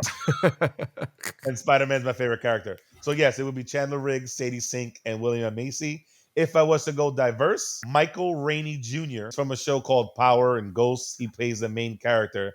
Him as a young Marty, he's a young black Marty. Olivia Rodrigo as Jennifer, and Doc. Doc, I would be Cedric the Entertainer. That's a whole different movie. I love it. Yeah, that's a good one. You do it, how would you call? Sorry, where would it take place? Where would it take place? Would it still be Hill County or Hill Valley? Hill Valley, but it would be urban city. Urban Same city. exact premise, same thing. Because when you go back in time, it's a whole different world for him. It's not just dealing with the family, dealing with trying to get your parents together, dealing during racial times and the equality. You can make a whole nother movie with that and hit different avenues as well to show the difference on the times and the cultural aspects. But if they were going to do Back to the Future, I see them trying to diversify it to make it stand away from the original. So Oakland? Yeah. No, actually, you know what? Detroit. Hey, go Lions. Not New York that's been overdone. Not LA that's been overdone. Detroit. That'd be good. Yeah. So I had, and it's funny you mentioned Stranger Things. So for my Marty, I actually picked Finn Wolfhard. I was thinking that too. I thought Finn Wolfhard would be a solid choice. Yep. And then Doc Brown, you mentioned one of mine. I had Jim Carrey in there. He's obviously that wacky facial expression, comedic style actor. Somebody else that once played that character and then went to play a completely serious character, also in the science world. Well, Bryan Cranston. Yeah. He would go deep in that. It's too serious. I'm curious though. how I know he's an crazy actor, he so could you can take on any charge, but I don't know. We always forget. Well, you look at Hal in Malcolm in the Middle. But look at Tim Watley in Seinfeld, and then he played one of the annoying neighbors in King of Queens, and he was fantastic. Like, yeah, he does have a really good comedic side. We're just so used to, I mean, he's got a lot of layers and depth. So yeah, that's actually, because at first I was like, I don't know, would he channel too much Walter? But no, that's fantastic because Hal and Tim Watley are hysterical he's good. Yeah, the only other character I casted was Biff, and I picked Alan Richardson from Thad from Blue Mountain State, and Reacher, I think, is the new series that he's in. But big, bulky guy, but has the comedic chops to obviously he's trying to, I think, go past that ridiculous comedy stuff, but I think it would be a good little side character. He was hilarious in The Wedding Ringer with Kevin Hart and Josh. Oh my God, yes. Yeah. He was hilarious in that. Pretty much Biff is Thad. So that really works out. And if he throws in a couple of those high-pitched screams, that'd be even better. Yes. If you can work those in, that'd be great. Yeah. So directors. Jimmy, did you have a director in mind for Nick, you're a gonna new adaptation? Nick, you're gonna totally love this. Are you ready? Okay. So Back to the Future, very coming of age. You know, it's a kid in high school. Who is the absolute master of coming of age films? You know, in the last 15 odd years, I would say Richard Linklater, especially if you cast Jack Black as Doc Brown. You know, with School of Rock. Yep. I think that would be really, really cool. I think he could absolutely knock that one out of the park. Richard Linklater would be my choice for Back to the Future. That would be good. Kevin, director on this. I can only imagine what this movie would be like if Tarantino did it. Stop it. Especially if we went with Diaz's rerouted version. Irvin, I'm telling you, if they were to redo it, I see them. I don't want them. I'm all about diversity, but certain things need to be left alone as well. I don't think this needs to be diversified because it'd be a whole nother movie with a whole nother. But I feel like Tarantino would kill it. Literally. At least the only black character in this movie was the mayor. That's true. You know, they did have they held him up to a standard. They did. So Silvio, director on this movie, this new reimagined version. The new reimagined version would be directed by Taika. Ooh, Taika I had him Waititi. on my list. He was on mine. He was on mine as well. I mean, Yep, it would easily be over the top and be whole different movie. A whole different movie, right? But I mean, I think if I want to go back to the future or forward to the future, it would definitely be with Taika. But Diaz, was that your only pick? Because I had one other person. I have three. Okay. I have that was one of my three. I always say his name wrong. Jude Apatow. Oh, yeah. 40-year-old virgin. This is 40. That different coming of age, Knocked Up. He did a whole bunch of movies. Him or the whole Seth Rogen world. Him or what was that page? I was gonna put the Coen brothers, but I think it would be too comedic with it. But Edgar Wright. Ooh. Edgar Wright would knock it out. Edgar Wright would absolutely. I think he would take it seriously and actually do it properly. Ooh, and George McFly could be Simon Pegg. Like that would be Nick Frost can be Biff. Oh my God, it'd be the whole entire. Oh yeah, absolutely. Edgar Wright trilogy. I think it'd be Edgar Wright would probably be my number one. Oh God, what's her name from The World's End? The blonde. Oh my God, her name's escaping me. Boys, help me out. Rosamund Pike. Yes, Rosamund Pike can play Lorraine. Yes. I just thought of something. This has nothing to do with the directors. Remember, I was talking about the reimagining because we if we make it a diverse cast, we got to do the diversity flip. We can't have the Libyans in it because we can't do that right now. But in the 50s, what would the diverse cast have to do with? The Klan. So literally, dude, I was just gonna say the whites. It's a whole bunch of white folks. I'm actually recasting the Libyans as the Klan. Nice job, Eric. Make them riding in the General Lee. Yeah, with the horn blaring. Oh, yeah. Oh, my God. If we're doing a reimagining, you know who's my Doc Brown? Tracy Morgan. Tracy Morgan is absolutely my Doc Brown. That dude's insane. I love it. Oh, my God. That'd be hysterical. What you mean, Marty? Where am I supposed to get plutonium at, Marty? Where am I supposed to get plutonium? Dude, that would be so fucking funny. Oh, jeez. All right. Well, I'm going to get my last director out. We'll move on to the next one. We'll wrap this thing up. Other than Taika, I had Rian Johnson on there, known for Looper and Knives Out. Yeah. I think he's worked with time travel. He kills that comedy in Knives Out is a perfect blend of serious and then funny when it has to and be. He knows how to he knows how to put a movie together as well. Hey Nick, can I do one more Marty McFly? Yeah, what you got? Oh, dude, we didn't even think about. How about Taron Egerton? Oh, a little bit older, I think. Yeah, a little too old. But I mean, like Michael J. Fox is probably like 25. If it was earlier, maybe like Kingsman style. Yeah, Edgar? that's what I'm thinking of. Yeah. Well, if we're throwing more recasting out there, Michael Richards, Kramer as Doc. Oh, yeah. Yeah, that's a good one. Nice job, Kev. That one, yeah. I'm sure Doc Brown inspired Ray Romano. Kramer's. Yeah. Oh, geez, Ray Romano is Doc Brown. That one would not work at all. No, I think Kramer's right in that ballpark. Jerry Seinfeld. Yeah. What's the deal? What are we talking about? Time travel. You know who can play Doc Brown? Dwight from The Office, the guy that plays Dwight. Rainn Rainn Wilson. Wilson. Yep. Isn't he already, Doc? Jeez. Yeah, right. Well, here's a list from ChatGPT. Marty McFly would be Tom Holland. Okay. Doc Brown would be casted by Mark Ruffalo. Boo. Yeah. Interesting. I would have liked Robert Downey more than Mark Ruffalo. Yeah. Lorraine Baines would be Emma Stone. Okay. George McFly, Paul Dano. Oh, yeah. Yeah. Biff Tannen would be Ed Helms. What? Yep. Jennifer Parker. I got a $44 haircut. Jennifer Parker would be Anya Taylor-Joy. That's Dude, I was thinking of Anya Taylor-Joy, but as Lorraine for some, like, I was just like, I kept, I also thought as Lorraine, Jenna Fisher. Speaking of Office alum. Yeah. You could probably, with Yeah, CGI de-age that her, would but work. like at this age, she could, she's in her late 40s, early 50s. You can make her just normal, just have her as she is as the mom in present day. And then you could like de-age her, Yeah.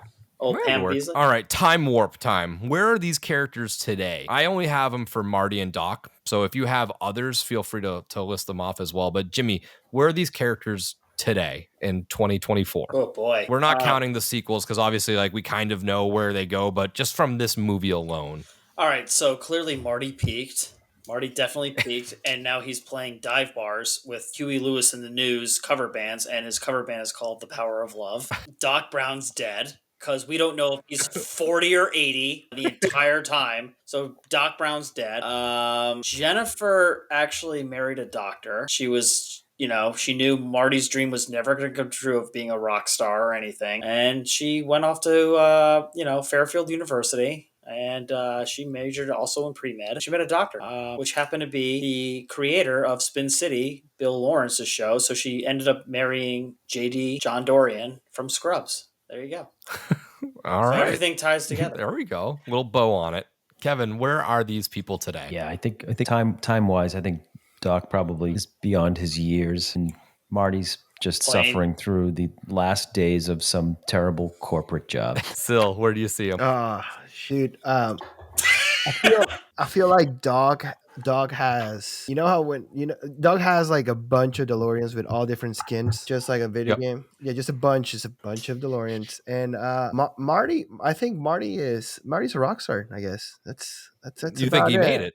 I think he made it, and he's definitely not with Homegirl, but he made it. I like that. So Diaz, where are these people at? Doc is alive and well in somewhere in time, probably in the past with all his knowledge, because he has a time machine. They probably good call. They probably figured out how to preserve life in the future. So he's in the past now with that knowledge. Doc's alive and well. Probably, he always said he wanted to go to the Old West. This is us not knowing that he wanted to go, that he actually went back out west. I think he would go to the future and figure out how to live long and live his best life in the past. Shape America in his... Shape America in his... He worked on the Manhattan Project. He was with NASA in '69. Yep. It explains how he knows a lot about bombs for the Libyan terrorists. And pinball machines. I think, and pinball machines. He probably invented the first pinball machine. Literally, I think he'd be alive and well somewhere in time. Marty, You guys are forgetting how the movie ended, fellas. Marty was successful. His family was well off. His dad had the book career. His mom had a good job. His sister had a good job. His brother was in a suit. Uncle Joey's probably out of prison. Marty's still... You're saying Marty just lives off family money. Yes, he does. They call that generational wealth. And a little tidbit, he did marry Jennifer. I will say they got married. Their son is married to Biff's daughter. Oh, all right. And he beats her. Biff's granddaughter? Granddaughter. Yeah, granddaughter. Biff, Something. Yeah, because I like that. Yeah, Biff's granddaughter. All right. I have Marty is probably in his 50s or 60s. He's a failed musician, and I think he's teaching music at Hill Valley High. I think he ends up having to work for the same principal, and I think that principal's still around. They seem to has never... no hair. Still has no hair. Still calling people slackers. He's the superintendent. He's the Skinner. Yep. Yeah, exactly. And then I think Doc could go either way. He either wins a Nobel Prize for time travel, or we come to find out because of his, dealing with terrorists, his fame, his notoriety, he probably works his way up that political level. And I think we find out that he was on Epstein's list because we have a history of him hanging out with children unattended. Especially in high schools. Yeah, I think there's some questionable stuff that you might find out about Doc Brown when the pages get turned over. I don't know which way he's gonna go. He seems like a nice enough guy, but yeah. At least But- Dale from Pineapple Express was stopped at like right off the bat in Pineapple Express. when he goes into the high school, yeah. We I mean, we have a shouldn't- history of him.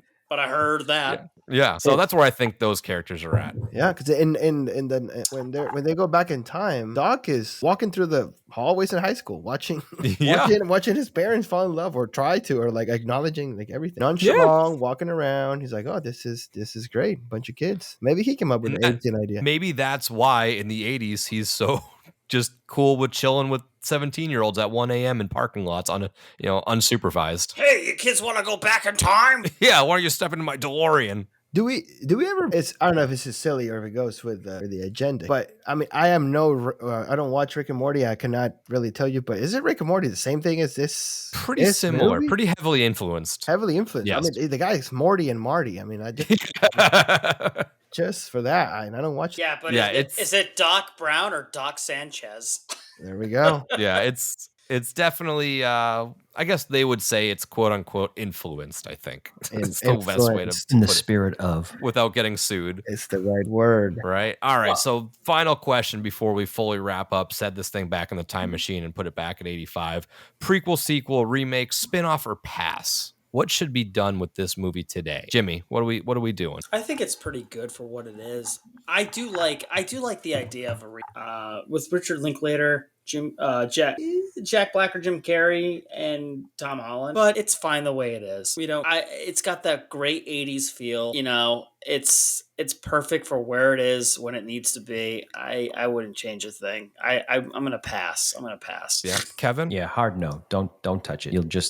You'll just look foolish if you tried to do a remake or anything else. And they'll make it too funny. They'll try to make it too funny. There's probably already 2 sequels too many. Just put it on the shelf and leave it be. See, I think I kind of like the second one better. And I know I'm alone in that, but I just love that futuristic. I don't know. That's a whole different discussion. But yes. But I think that those two done when they were done, definitely the shelf life has expired. You'd just diminish it or look silly if you tried to bring it back to life now. All right. Syl, what are you thinking? I think you should bring it back. Okay. In what capacity? Well, I think you should bring it back as an homage, like as a not necessarily a redo, but like it could be a follow up. It could be what's happening now for the character. I enjoy the movie. I don't think it needs anything to be changed or anything to be like. I think it's a masterpiece. I enjoyed it and I watched it. I could say for the first time 2 or 3 weeks ago, right, 4 weeks ago when we talked, that I actually understood what the movie was about. But it's such a cool concept that I believe it could be redone. All right. I believe it could be redone. I agree. Right. I think it can. Diaz, what are you thinking for this one? Honestly,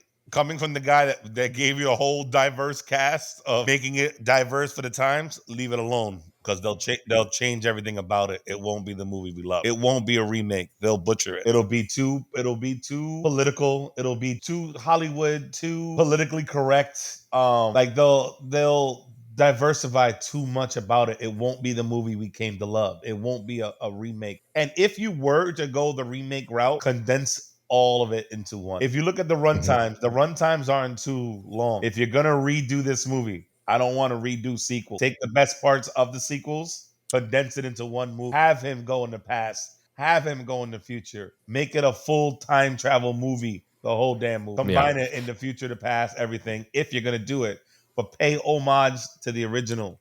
Don't diversify it for today's time. So I would say no, because they'll diversify it too much. Yeah, so I mean, we're gonna hit this moment with a lot of these movies because obviously we're gonna start with a lot of these classics that like just seem untouchable, so to speak. And the option I think I'm gonna pick is I guess it's cheating because I didn't really list it, so maybe we'll have to adjust that. But this whole new concept of these quote unquote requels, right? We're looking at stuff like Ghostbusters, where that newer one that had come out previously, it's a sequel, but it's playing off of the events that actually happened. So, if we did a requel with this where it's say it's either Marty's kid or grandkid and they find the DeLorean, or it's Doc's grandkid and they find the DeLorean like dilapidated after their death or something like that, and they have to, they get into it and they start messing with it, and it shoots them back into the past, and they have to go find, Marty or Doc in that older 80s, 90s era to get them back in time of something like that. I think there's maybe an opportunity with that requel story, but it's tough because these classics we don't want to touch, right? They're beautiful the way they are. But that requel opportunity is something that's kind of around now. That is there for that, and that supplies the need where that can be diverse. Yes. That can be the route where it's politically correct, more modern for today's time. A requel could work in that aspect. And like you're saying with the DeLorean, not necessarily they find the DeLorean. You know how there's plenty of kids that like to work on cars, shops, and things like that. Someone can find like a piece of the DeLorean, try to rebuild the car. Yeah, a they DeLorean find it with the flux capacitor. They build the frame back onto it or something like that. And sometimes, my bad, sorry. No, go ahead. No, I was just thinking, sometimes you ever just watch a movie that you think that's just way ahead of its time? Like, oh man, imagine if they had, you would do the same story. It's just like, oh man, imagine if you had this, like, our special effects, And I like a lot of the old movies 80s, 70s, 50s, whatever I watch, sometimes they're so good, and because of the lack of, prosthetics or technology that they had at the time, God, you could just be like, man, what if they remade this movie's awesome. This movie's perfect, but what if you had the right special effects, up to date, and that's probably why I would remake if I did remake Back to the Future. Because it's got that classic, like, weird, awkward 1980s green screen, like when Marty's fading away, and it's just like, ugh, and he's looking at his hand in front of the screen, and it looks really bad. It's like, or watching the DeLorean take off super fast, and that's probably why. Yeah, exactly. Well, yeah, they're literally standing on flames, and their shoes aren't catching on fire. It blows my mind. So for like purposes like that, I would probably I'd like to see it update just to see what it could be like, but. It's perfect the way it is, honestly. It is, and we know we most likely might be disappointed. It's, no, you're right. You're absolutely right. What was made was perfect, but if you really think about it, I mean, you can make a show out of this concept, call it Rick and Morty, and it's they had that no limitations in animation. Yeah, they had that thought, right? Like, how could we just leverage?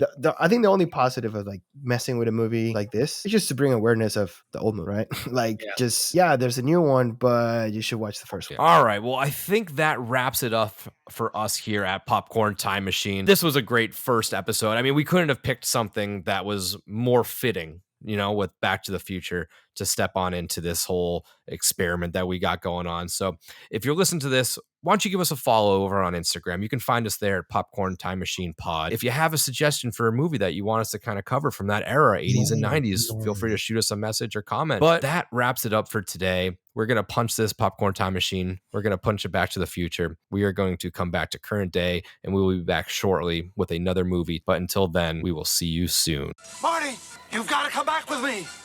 Where? Back to the future.